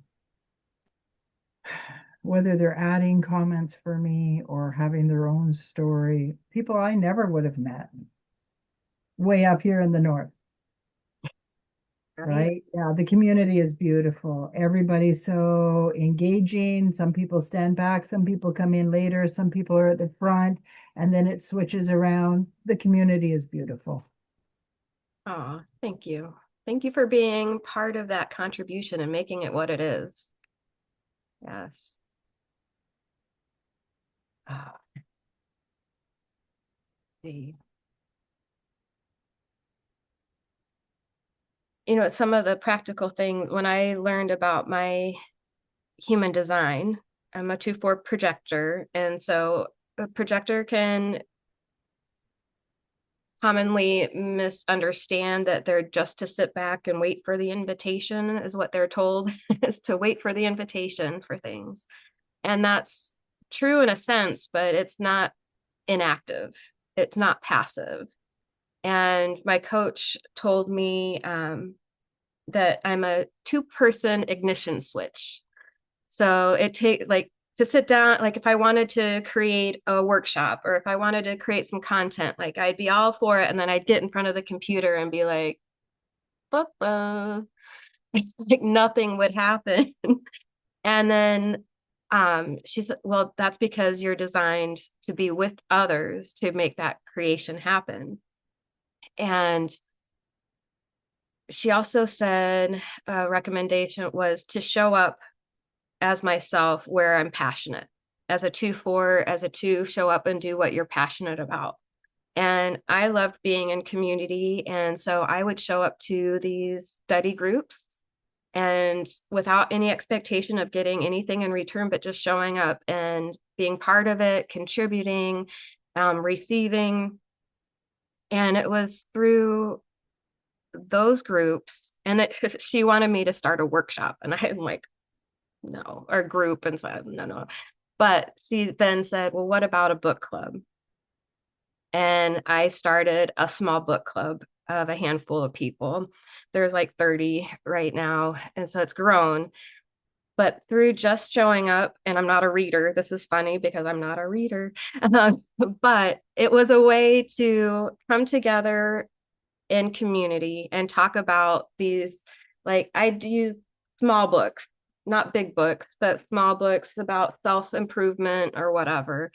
And we had the best conversations and we'd go on for hours, it would seem like, oh my gosh, like how could we be talking this long? And people, I was amazed. People kept coming back. Like they would show up every week. I'm like, wow, okay.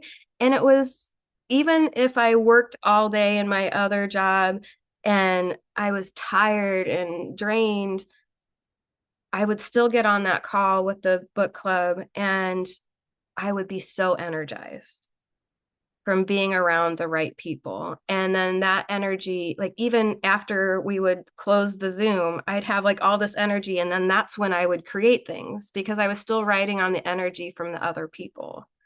And so it was about understanding how I operate and what my energy is or and what it's not. And also following some advice with some courage and a lot of faith to do something that I wasn't sure I could show up for. And knowing these things about myself has helped me show up for you now and to create this space with Lori and having our masterminds together. It's just by showing up and doing things that I loved and was passionate about without any need for anything in return. It was just showing up and doing what I loved in service. And that's not for everybody, but as a projector, that's what allowed me to be noticed and called out. Because then that's where Lori saw me and was able to recognize that, oh, I need to get to know her more. So that's my design, that I needed to be called out and recognized. I'm not the one going out there going, well, I can sometimes, but that, and I have because that's what people told me to do, but it wasn't authentic. And when I really showed up authentic as me in myself in a space that I felt safe, that's when I was recognized and things actually became effortless. So that's just a little tidbit about how the human design has helped me in my business and to grow my coaching business as well. And I think too, there's inside your human design, you have channels and they're like your superpowers, and you may not always recognize them in yourself. And when you start going, oh, wow, I do see how I do that. I do, right? And it's somebody reflecting it back to you.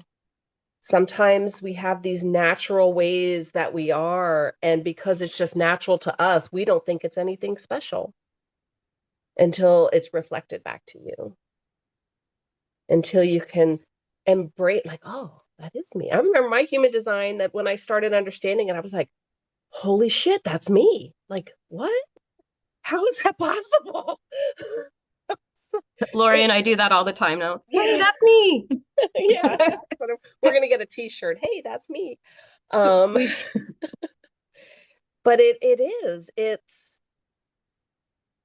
it's seeing it reflected back to you and then understanding how you harness your beautiful energy and seeing where I look at when you're in the shadow of some of the gates, it's not a bad thing. It's just an awareness. And it's helping you to, again, it's releasing what is not yours. If it shows up as a shadow, that means you've just been experiencing it and making it mean something. It could be a conditioning from something that happened. Parent could have said, not right now, I'm on the phone. And you made it mean, don't love me, right? Because a child doesn't have that reasoning ability. And that's all part of you. So something could show up as a little shadow, like that misalignment, out of harmony. And then when you see like, oh, but this can transform, and that's who I am. This is all of me. And we are, by the way, we are all the chart. Whether you have it defined or undefined, activated, dormant, You are everything. The things that are defined, the things that are activated are consistent for you. I If love it, this question. Oh, sorry, go oh, ahead. go ahead. You were mentioning the strengths and how people, we don't tend to see them ourselves. And I love the question about what do people thank you for that feels effortless for you? So what is it that people come to you for and you're like, oh, no big deal, whatever. Can't everybody do that? Like, is there something that you can recognize that people come to you for just naturally? What are they drawn to you for? And realize sometimes for those of you with a 2 in your profile, that may be a very hard question for you to answer because you don't always see it in yourself. You don't always give yourself the credit for it.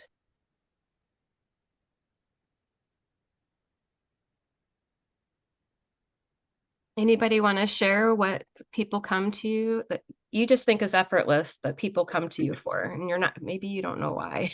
Like, what in the world? Go ahead, Vicky. Vicky? I just realized, because we've pondered this question 1,000 times, they come to me for direction. They don't come to me for health. They don't come to me for exercises. They don't come to me for food. They come for direction. It could be because it's always so different for every person. And that's what I've been struggling with. I love that. Yeah. Yay. Yay. Now what to do with that? I'll put that in my pocket. Yes. Let's Yeah. work on that. Yeah, let's continue that. Yeah. I think I just got people come to me to be seen in who they really are. Yes. I mean, and how important is that? And I think for you, Dale, the women that are coming to you, it's because, they are in that transition. They may not see that within themselves. They've been the mother, the wife, the CEO or man, whatever their position was that they worked in. They saw themselves as all of that, and they may not know how to see themselves. So they realize you can see them and help them see themselves Such a and gift. find that part of that's within them already. So that's beautiful. I love that you came up with that. Lovely. Kathy? When the sound bath is over, so many people say they just feel so good. And I'm just playing the bowls, and I just let the whole thing go. But that's probably what I get thanked the most about is just how good they feel and how happy they've been to be able to be with the community that comes together. So that's the effortless part for me because I'm just there playing the bowls. So what I would invite you to shift is you're not just Yeah. there playing the ball. Yeah. No, and I know that. It just is like the effortless part of it is what I recognize in that. But no, I know there's so much stuff going on that's huge. Yes. And that's part of that, owning it, not lessening it. Oh, I'm just an artist. I'm just this creative and this talented. Well, Right? or I'm So just playing with paint. Yeah. Because I yeah, have painted in the past as I'm well. just Yeah. playing the bowls. It's just, right, that lesson. So realizing, as much as we teach about human design, we also teach about how powerful your words are. Sure. Yeah. Right? Stepping into that, like owning it. There's no just about it. Just no. Yeah. And Dale? I would say your ability to have the power to create and bring forth within people. I think you said it in the beginning, something about, being able to touch your soul through art, through music. Oh, yeah, and I know that. and, I'm just and I mean, answering this yeah, question for so me. Yeah. really claim how powerful that is. Yeah, and I do. Yeah, Yeah, yeah. It's a gift. Like it I is. don't do that, and but I just find it such a gift that people have that ear and that it can come through them in that way with what you do. Yeah, and the Like there's funny an thing ear of to it. You have to hear and know what you're, because there's different bowls that you can touch and swirl and except for me, it's not that I need to allow. Mhm. I need to allow because it's channeled. It's all channeled. And I need to kind of get out of the way and let, a lot of times it feels like the angels take over my arms. And I just need to get out of the way and let them play. And my husband says the same thing. He feels like that too. So for me, it's not so much that I need to hear and decide what to play next. I need to get out of the way and let the bowls and the angels tell me let them Oh, I love play. that. So that's how my work is. Lucy's. Because I'm not a musician. That's what's funny. I am not a trained Mm. musician at all. Mm-mm. So, um, and I think that's why I can open that channel and have that come through because I'm not trying to override it with this technical knowledge that some of my friends who are sound practitioners will do. And they have beautiful sound baths too, but they are trying to control it a little bit more than I just let Hmm. it play.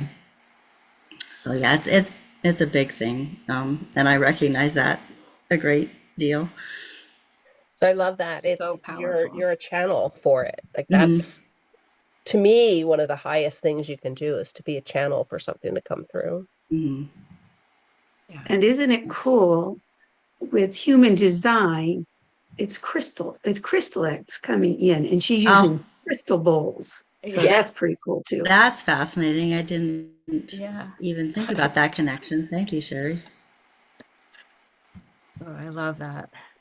I have the same experience. Like I definitely surrender to being the channel, that it's not about me knowing everything or knowing all the how-tos or the what to say or preparing the perfect session or whatever it might be. It's to allow what needs to come through for that other person to serve. So I think if when we're in that highest expression of service, that we can surrender ourselves and allow what needs to come through for that other person to be true and authentic and to be heard in the way that they need to hear it, to resonate and to make an impact. And Mm. it does take practice. And I think it does take courage to let that happen, allow that surrender to move through you. That's beautiful. I I love have that. chills. I know, I do too. They won't, they just keep going up and down. Yeah. And I can add as part of the Magdalena, being a Magdalena energy practitioner, it's also the same, allowing the energies to come through, just being that clear flute and not directing it, but allowing it to come through with the frequency of the Magdalena energies. Mm, yes.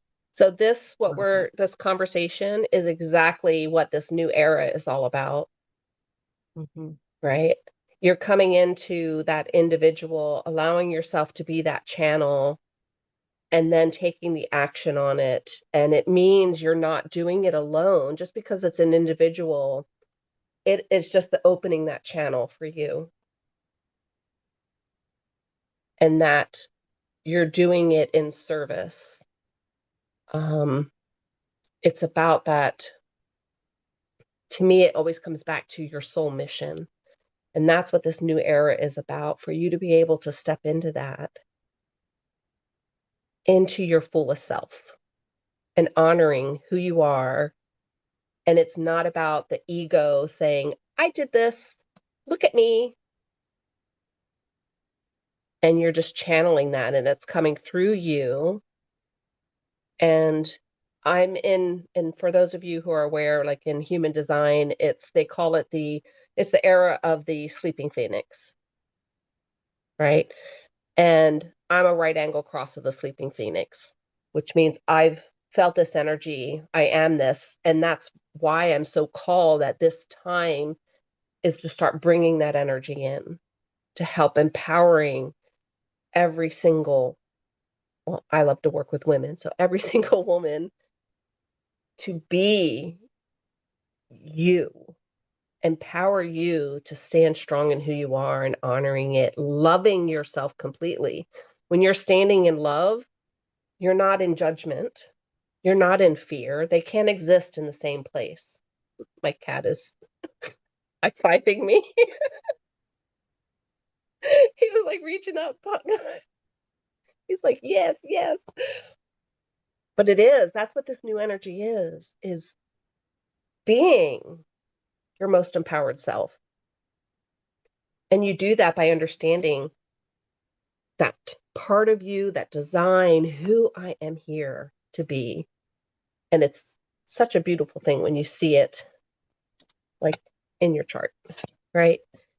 I have so many charts over here next to me of so many beautiful people that I just look at, and that's like you said, Kathy, about being the channel. And it's like, I feel like when I get into that, I just start channeling stuff. Sometimes I don't even know what's coming out of my own mouth, right? It's just like something tells me this is what they need to look at.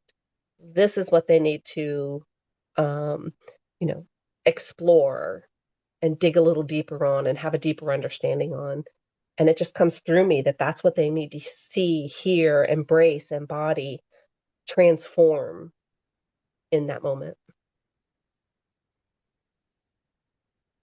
And that's what, I mean, you all have callings to do this for your people as well. I have a like your people that you're called to serve are needing you to be at your fullest potential so that they can have, it's that ripple effect, right? It's not just about us doing like, it's not just about me not wanting to go back to corporate.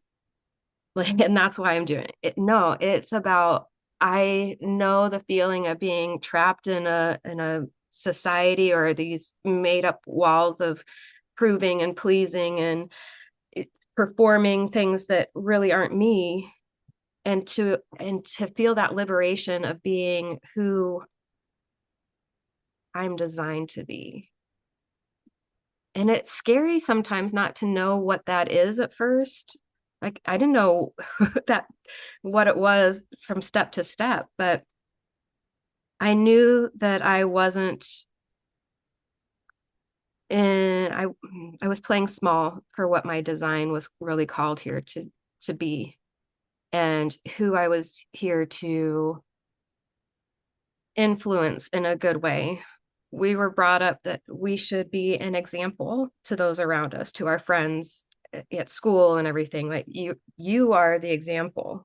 You remember who you are and what you represent was always told to us as we left the house. So it's like be the best behavior. And that could have been maybe a little performative at first. But I think now with knowing our human design, it's like, no, I remember who I am and I remember what I'm supposed to be doing.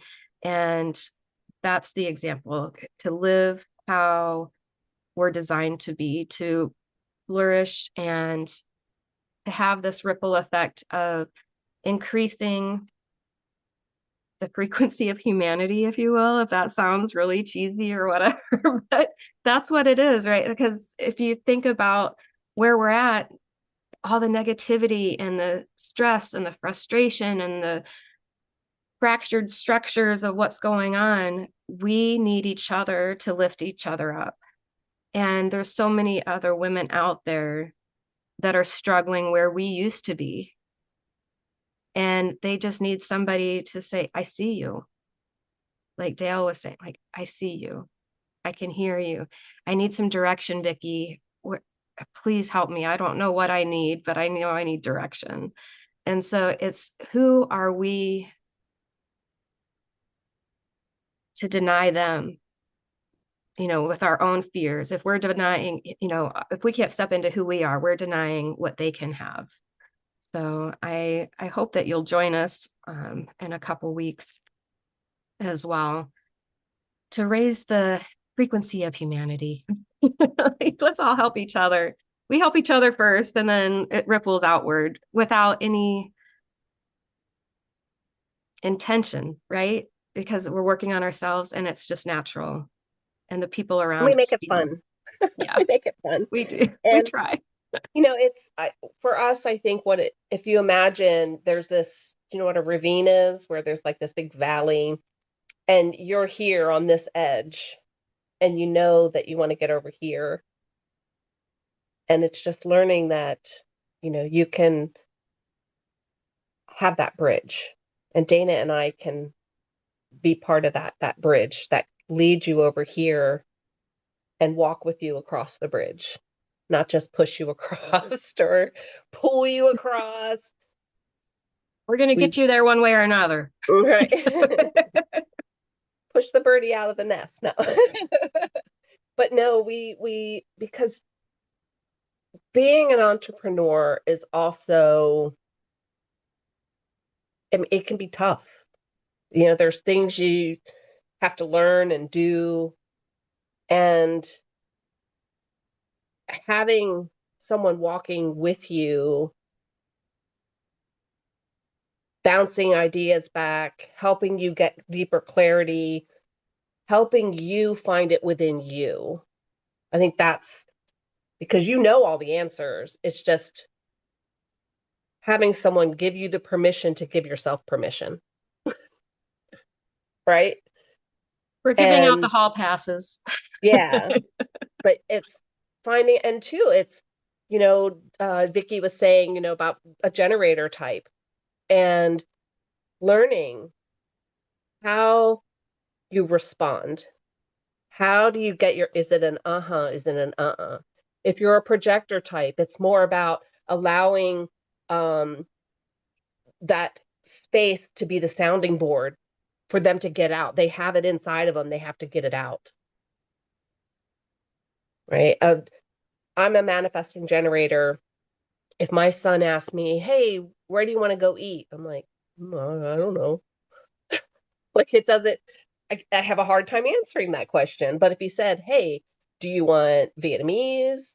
Do you want Mexican? Do you want Chinese? I can answer then with a uh-huh or an uh-uh. Like I'm able to respond that way because I can feel the yes or no of it. But just, what do you want to eat? I don't know. Give me some suggestions. I don't know. And I have to feel into it. And it's learning for your big decisions, for the movement forward. How do you find your answers and trust your answers? Do you have a defined spleen and have that intuitive hit and learn what that means when you get it?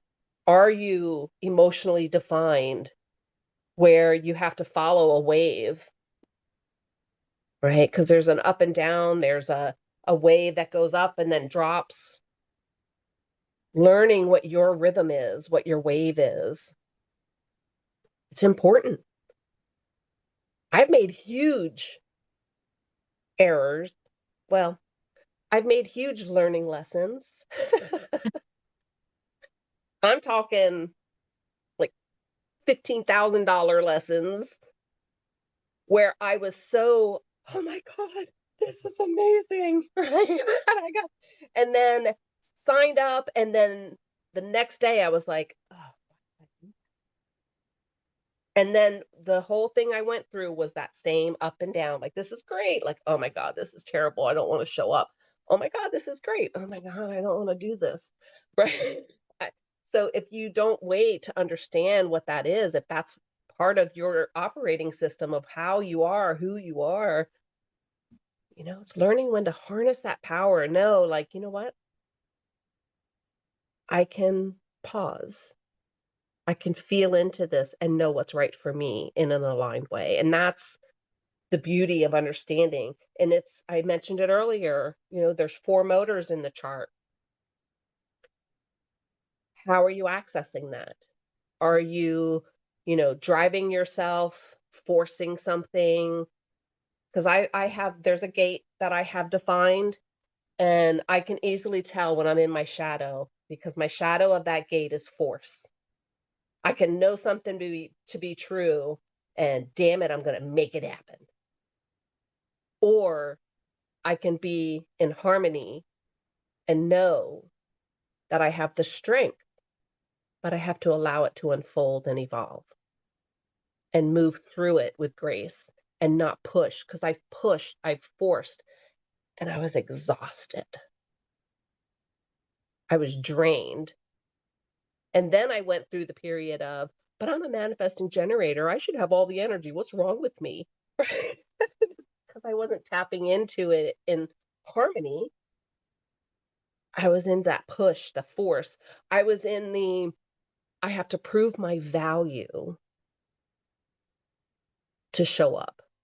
And if I can't show that I'm valuable, I've even gotten into trouble with simple things with my family. Is I wanted to show I was valuable, so I would share. My sister was shopping for something, and I said, "Oh, I saw a coupon for it over here at this place." Well, she made it mean that I didn't think she could handle shopping for something on her own and she could find the best deal.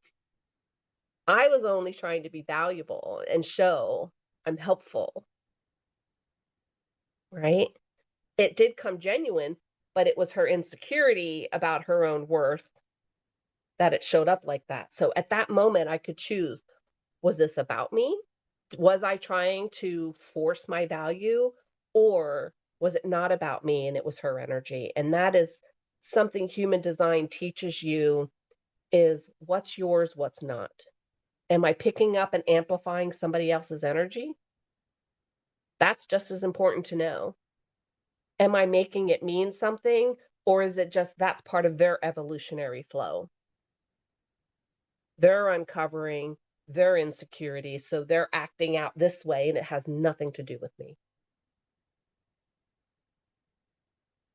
Relationships shift. To me, when Dana and I work with you, it's not, yes, we love to focus on turning your calling into a sustainable business that so that you can have the impact, but it affects all parts of your life, your relationships with other people, because you start seeing them in a new way, understanding they have a different energy. Maybe a daughter, a son, a husband is a projector and you're a generator type. You're trying to get them to give you the same kind of energy that you have, and they don't have it to give. You stop making it mean something by the way they're acting.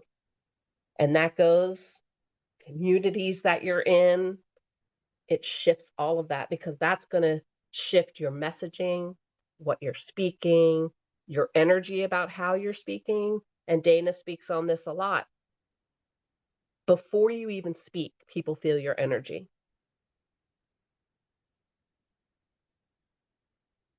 Right?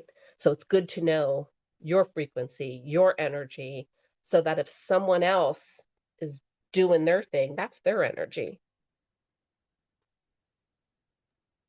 That awareness can be so powerful too, because even though we are doing the work, right, we need to be in awareness of what our energy is and frequency that we're putting out there, because somebody, just as much as we might amplify somebody else's energy and make it something that it's not, somebody else might be feeling our energy if we're a little off that day. And then you're like, oh, so it's a good reflection tool, like, oh, did I was that my energy that just did that, or was that theirs? And yes, like knowing that compassion, having understanding for other types and learning about design has allowed me to have so much more compassion in my relationships, like especially with me and my husband. We've come such a long way the last several years in creating some new boundaries. Like as a projector, thinking that I needed to keep up with his energy and then feeling bad about myself or putting myself down because I couldn't, like, what's wrong with me? Why am I, why do I want to nap? And I don't want to do all those things. But the expectations of the outside world is go, go, go, do. And that's just not how I was built. And it was such a beautiful moment when I can allow myself, like, I'm not broken. This has nothing to do with me. It or it's other people's expectations of what I should be doing. And I need to honor that. And when I started honoring myself, that's when change happens. It's very powerful for your relationships as well to then honor other people and allow them to go through what they need to go through as well. And when they're not at their best, you can have compassion and grace versus frustration and intolerance. Yeah, which is not easy. It's all a work, right? Our work is not easy, but it is worth it for sure.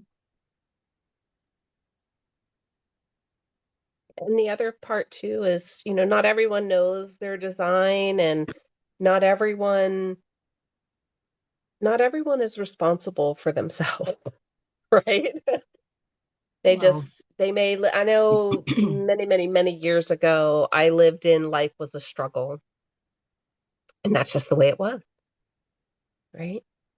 I was the victim of what life was throwing at me, and it was just hard until I started going, oh, it's my responsibility of what I'm making it mean. It's my responsibility to show up and be the person that I feel inside I was, but to like be that on the outside too. And it gives you that grace and compassion for other people when they're not there, and know that that's just part of where they are and it's okay. A simple little thing of noticing energy. My mother was a projector. And for those of you that don't know, like, a projector are not meant to just inject their opinion willy-nilly, right? Just kind of, they may know it, but they have to be invited into sharing their wisdom because they have so much wisdom.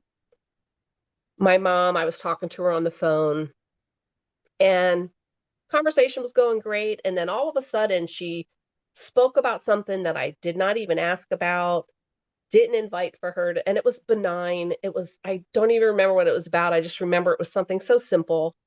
And I felt a literal wall in my energy go up. And it was when I was just learning human design at the time. And I was like, oh, I was able to witness it and understand that I felt her penetrating my energy, and I didn't ask you for it. And it hit me. And I could then have power to not just be stuck in the, who do you think you are? Telling me, blah, blah, blah, right? Because I could have easily in the past gotten stuck in that cycle. But when I understood it, I was like, oh, wow, that's interesting. I see what's going on here. And I could still stand in love and compassion. So powerful. That is such a beautiful experience, like to witness and to observe and to have in your wisdom belt for later, right? Um, so as we are closing out or getting ready, I'd still love to continue our conversation. And I'd love to know what's one thing, oops, that is not what I wanted to do.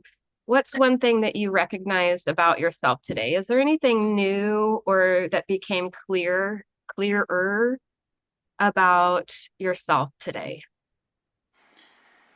I can say that finding other like-minded people. I don't know if that's so much about me, but I'm just really grateful for all of you on this call because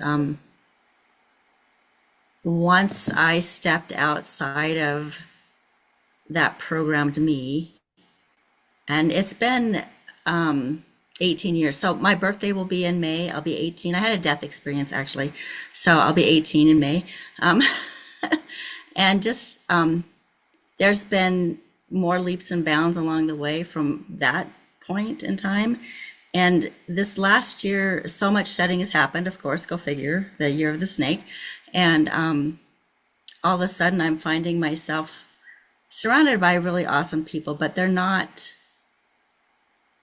don't resonate to a level that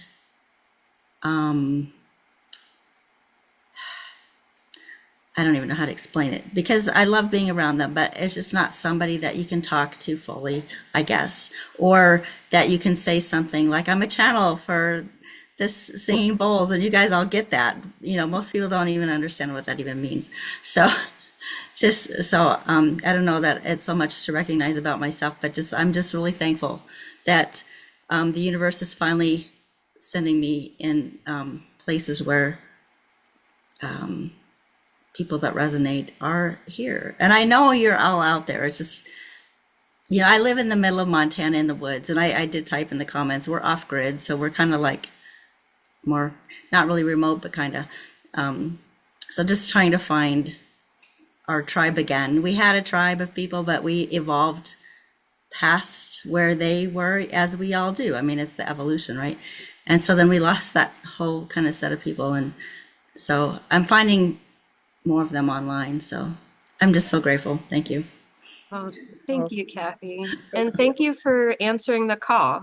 Like that, you were saying that you're looking for, people are out there, but you are actually answering a call too. You saw something and it resonated with you and said, let me check this out and see where it goes. So congratulations for that. I want to honor you for listening to your inner self and not making it second guessing. I know, the whole second guessing.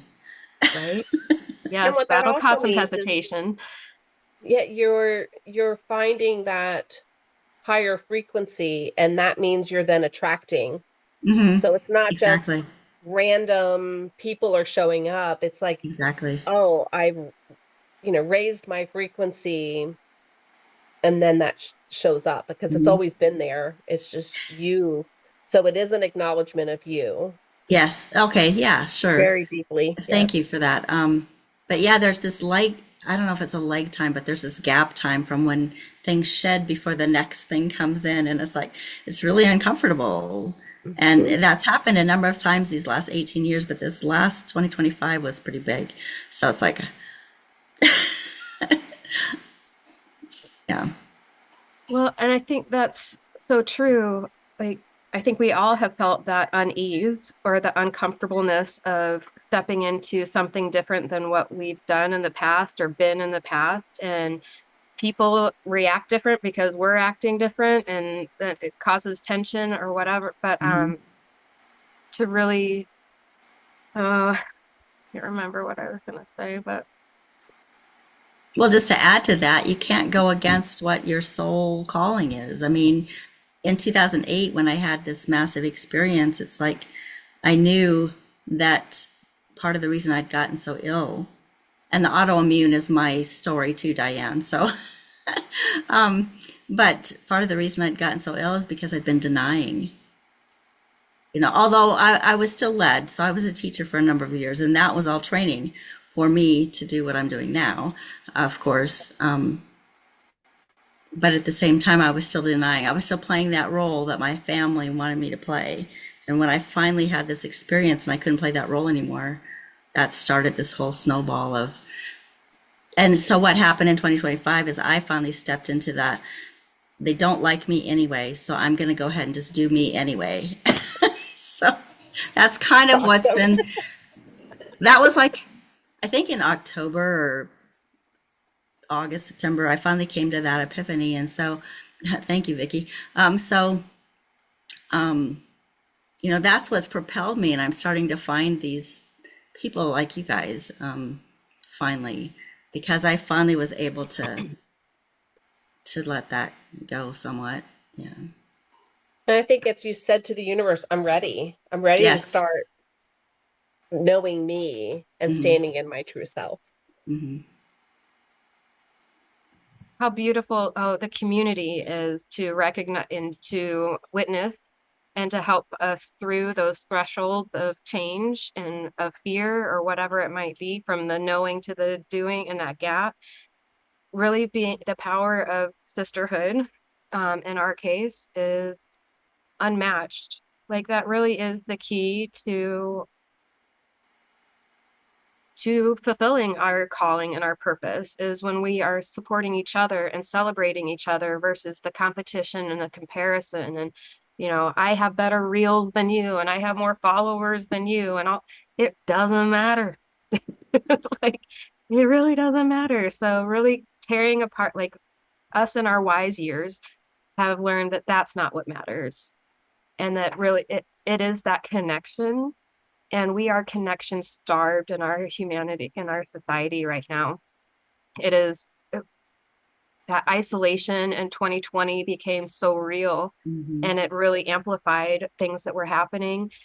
And I think really brought a bright light onto why we need community even I more now agree. than ever to Mhm. help each other Mhm. through. I mean, times are unsure, in our business, in our world, in our families, in our communities, everywhere. And without each other, I think it can get very so much second guessing or hesitancy, especially when we have a calling to put out there and we're like, oh, I don't know.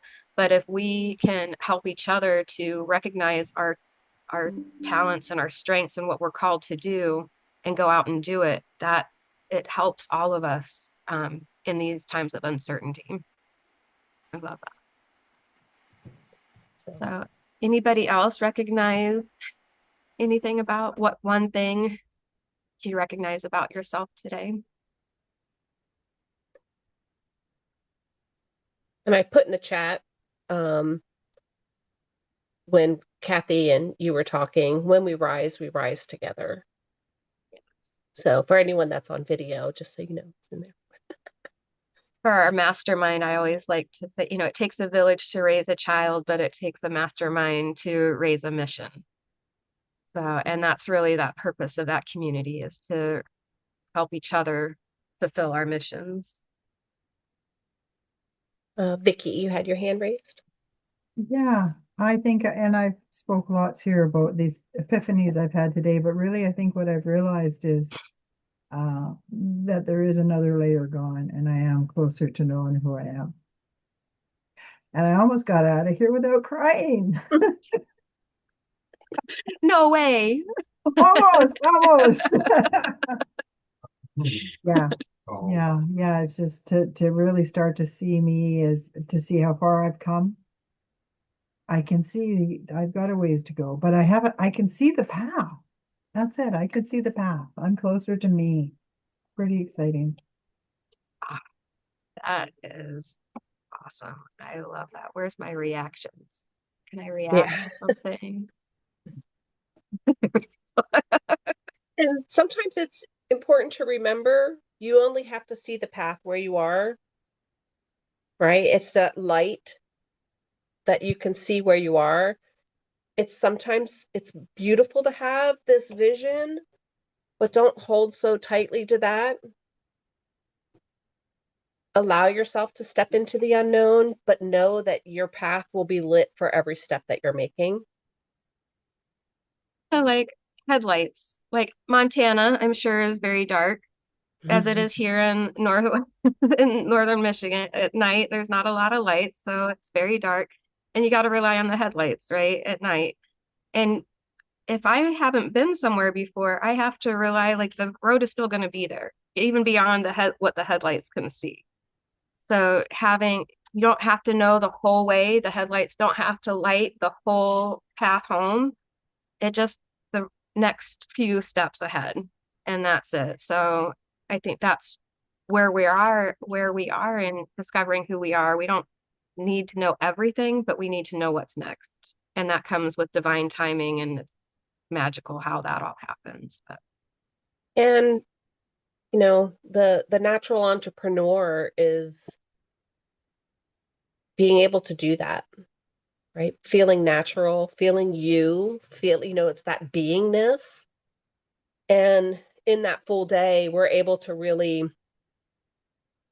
go a little deeper and more personal about your chart, helping you to see how you can start and have that light, shine that light upon it. You're going to start to embrace it, embody it a little more. Doesn't mean you will have it fully integrated, but it'll light that for you. process, yeah. Yes. Anybody else want to share any recognition for yourself?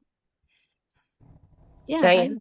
For me, something clicked and shifted when we were talking about needing to prove ourselves and perform, and that all of that push energy is no longer required.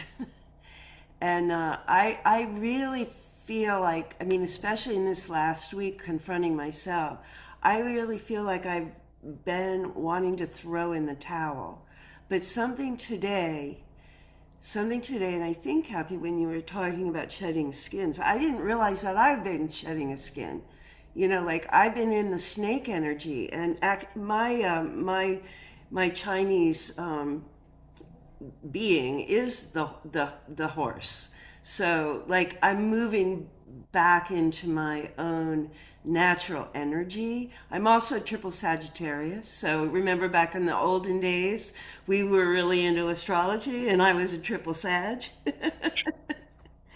So I got the horse big time, and also intention, right? I got the horse in the intention.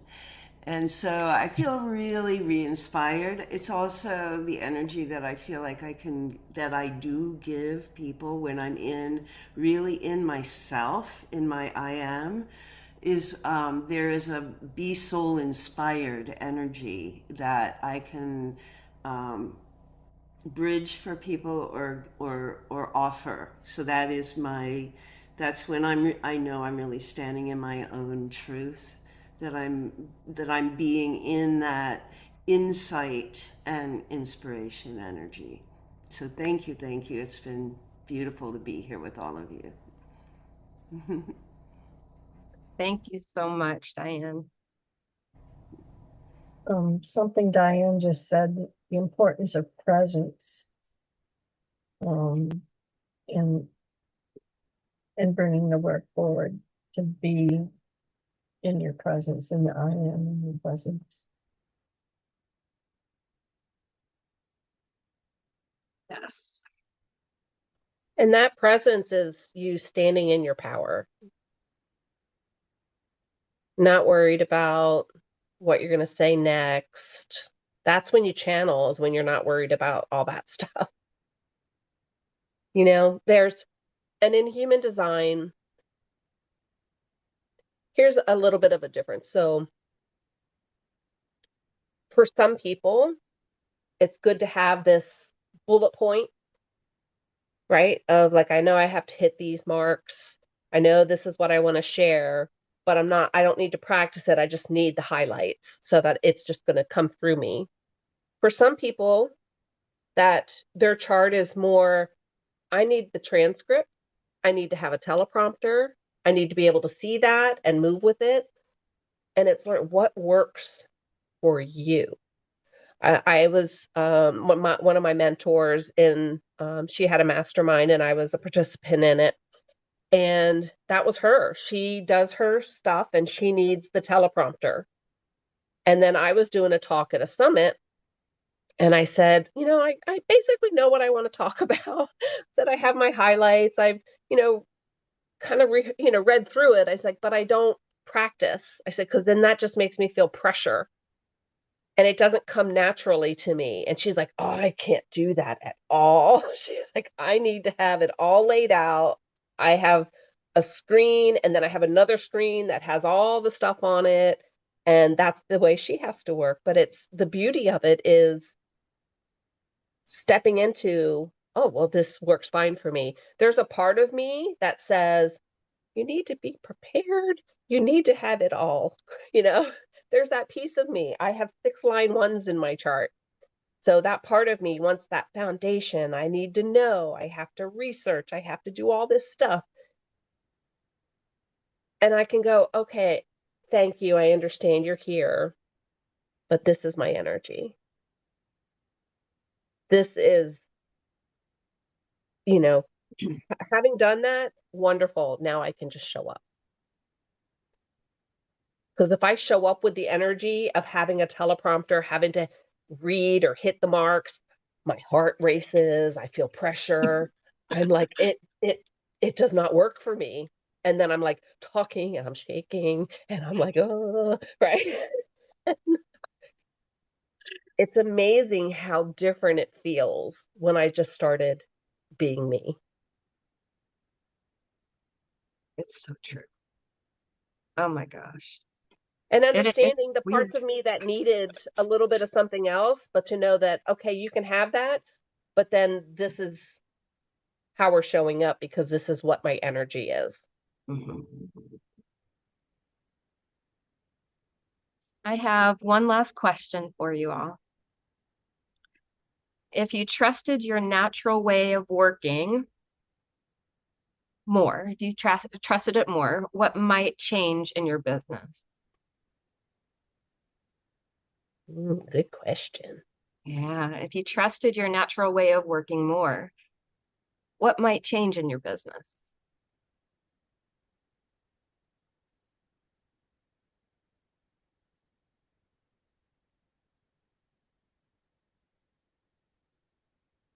Or do you not yet know what that would mean for you?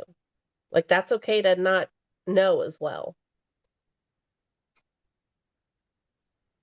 And what it would mean for your natural way, right? Because you're still uncovering it. Go ahead, Vicki. I would be more outgoing. I would be more self-assured. I would speak it.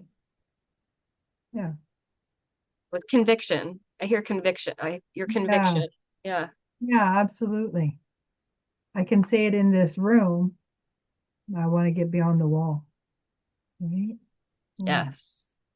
And that's also part of community is you are gaining the confidence to speak it more and more to where when it's outside of that, you can't help but to speak it that way because you've been talking it, stepping into it, practicing it, feeling into it. Cruz said I'd be calmer and have more fun. Oh, Heck that's a big yeah. one.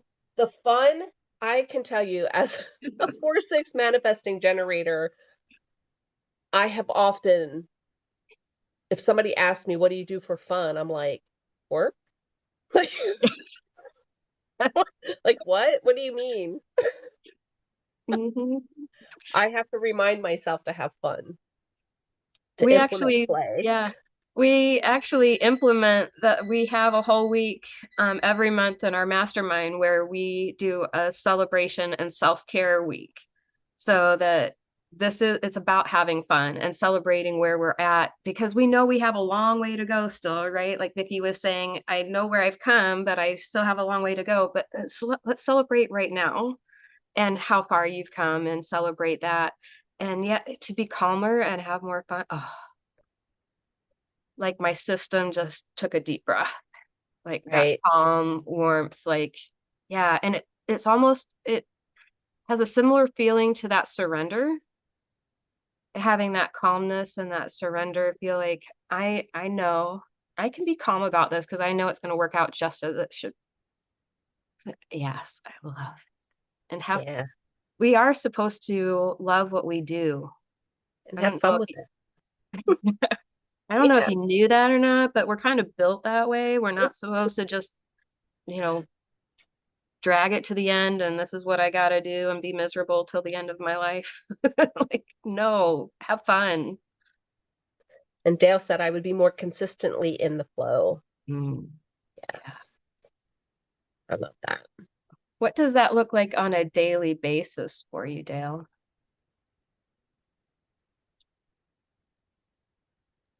Do you know? Not sure I do yet.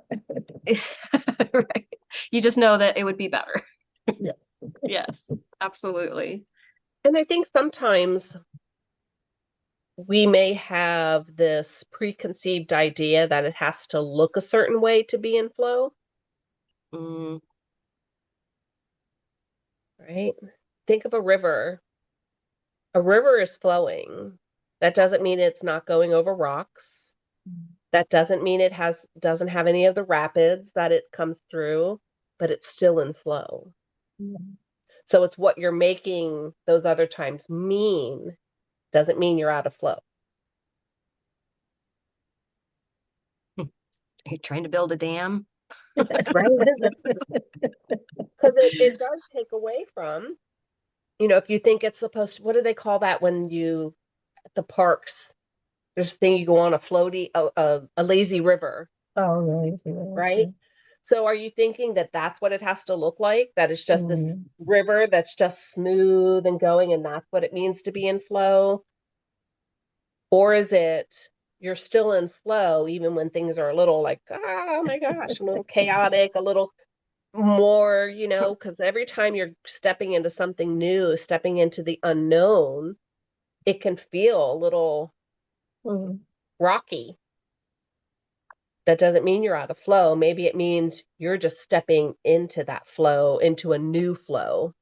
Right. You're just being like kind of pushed through at the moment, through that rocky period of unsteady, of learning how to, in the midst of the chaotic experience, that you can still claim your truth. Whitewater rapids are kind of fun sometimes. A little excitement in there. Right? You make it fun, right? Realize that sometimes it's going to happen, but the being aware that your outer environment and other people do not have the power to shift who you're choosing to be in any given moment. You do. Mhm. So it doesn't matter what's going on out there, you do. And if you are not doing it, it's learning to not make it wrong. That it's okay to not be in alignment. It's okay to not be in flow because it's only an opportunity in your evolutionary process. So there's nothing wrong with it. What does that We mean? have to know those the contradictions, right? You have to know the good from the bad, the sweet from the sour, from all of that to know when the good is good. And yes. Who else? So if you trusted your natural way of working more, what might change in your business? Sherry, did you have anything that you thought of for that?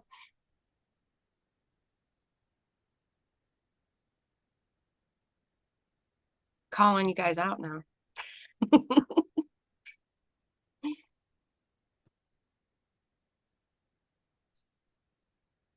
Oh, maybe. Yeah, I would probably finally start to begin business. Okay. Yeah, Yeah. and it's going to be happening soon. It's kind of like That's that great. just made me think of learning to drive a stick shift.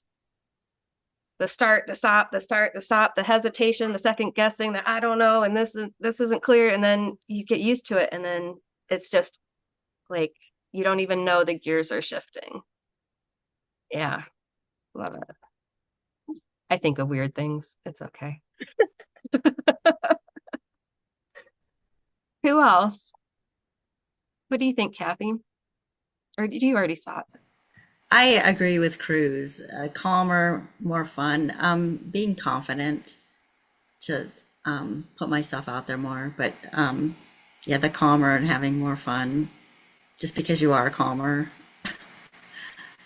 But I'm still learning what my natural. I mean, I kind of already probably know what my natural tendency is, but Mm-hmm. I just need to get back to it. I think I've Yes, lost it along the way because everybody tells you you should do this and should do that. So absolutely. Yeah, like what is your like we get so used to other people telling us what we should be doing and shouldn't be doing. I don't even know what it is that I like to do for fun.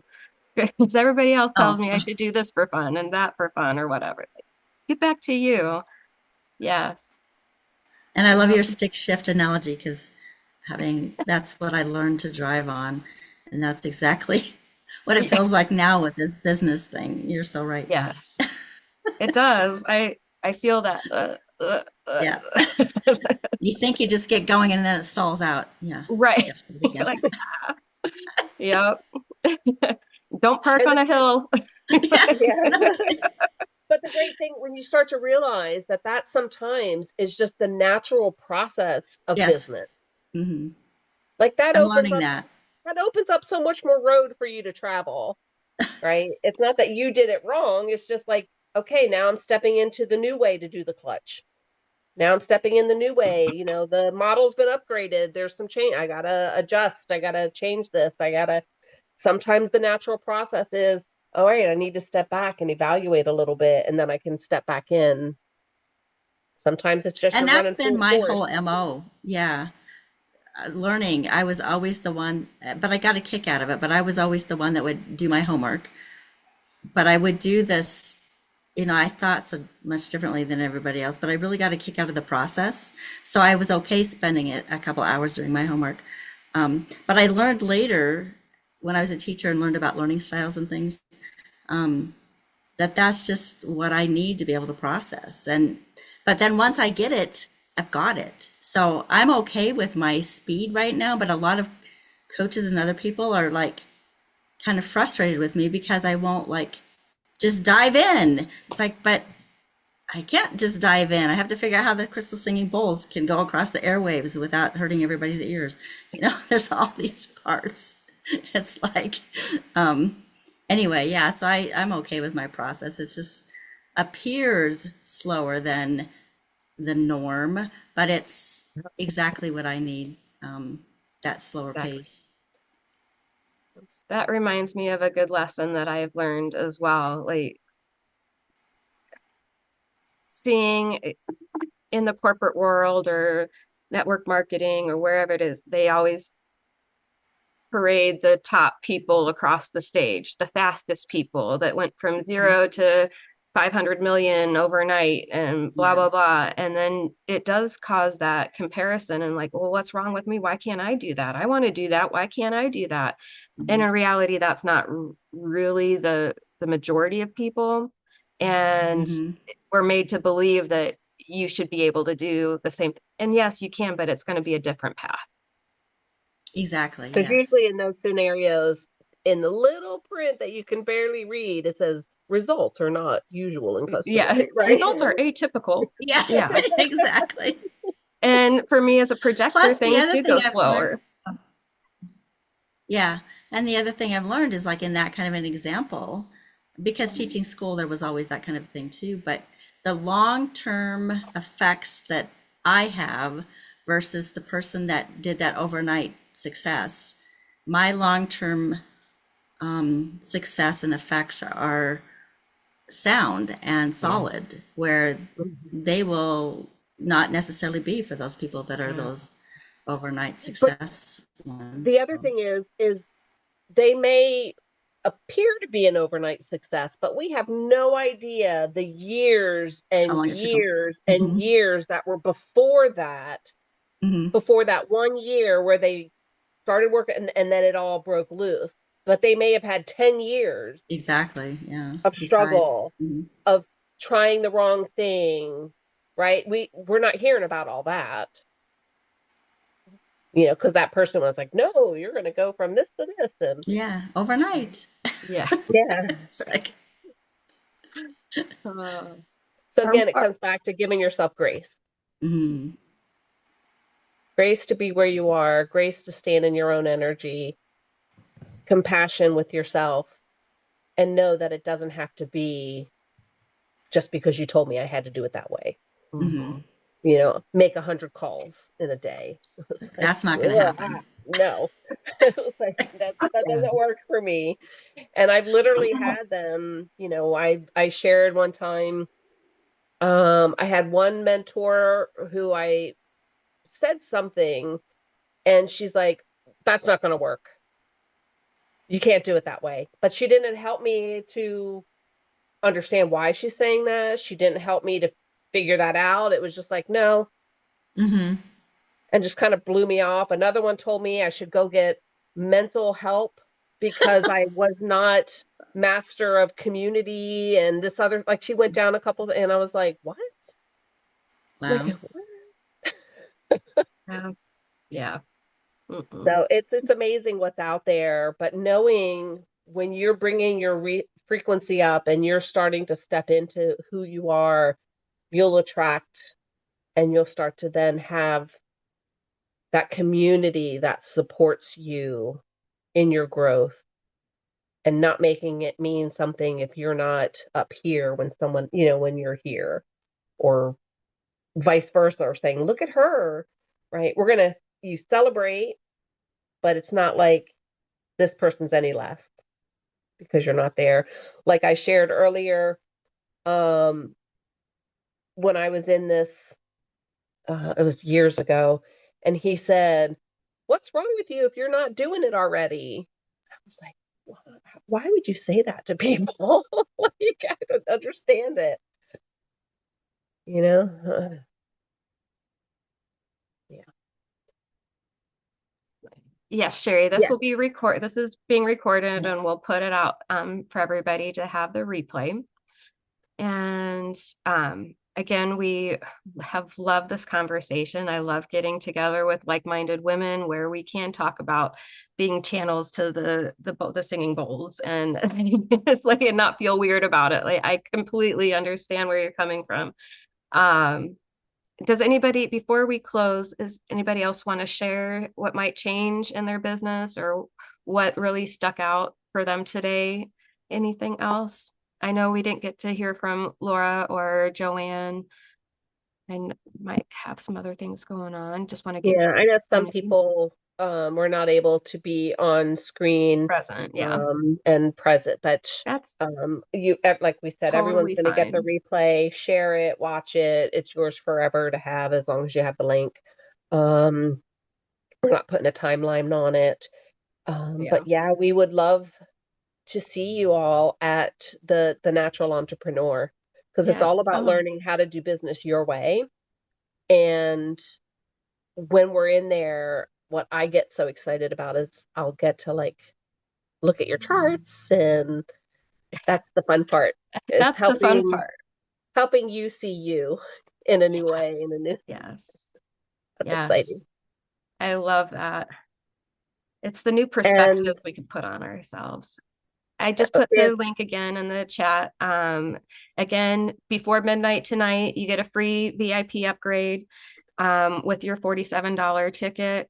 And just type in the oh, word and natural, natural for the VIP. that gives you the $50 off for the Yes. VIP upgrade. So it's just 47 instead of 97.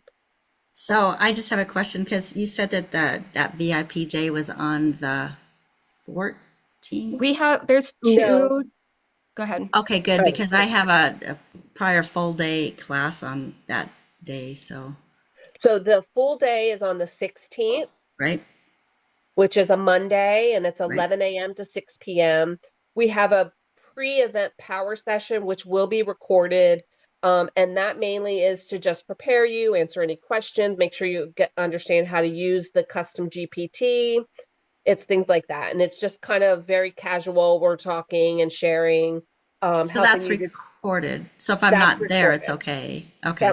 Correct. Yeah. So Because Yes. we'll that's on record the that one on the 14th, and that's at 14. noon. Then after the event, once you've had a time to play with the GPT, learn a little, and integrate a little, we'll meet again on that following Saturday, which is the 21st. Correct, Dana? Yes. Yeah, at noon. And then that one is where we're going to talk with you individually in the group, not one-on-one. I mean, we'll speak with right, you like yeah. we are here. You know what I mean? Yeah. But But it'll those be are a group. Eastern times, right? Eastern Yes, Yes. time. all of Yes. that is Thank you. Eastern. Yep. Yeah. Okay. Thank you.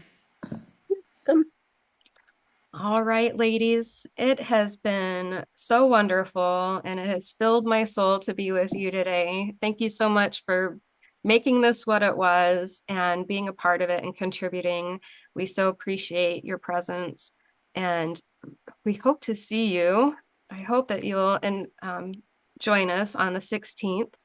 And if you have any questions, you know where to find us. Hello at souledmasterminds.com. You get lots of emails from us. And but you can reach out to us anytime. Awesome, Diane. I can't wait to see you. Thank you so much. We're gonna have a great time. Yeah, it'll be fun. Awesome. Thank you, All ladies. right. Thank Thank you. Thank you. you. Have a wonderful day. Thanks, you too. Wow.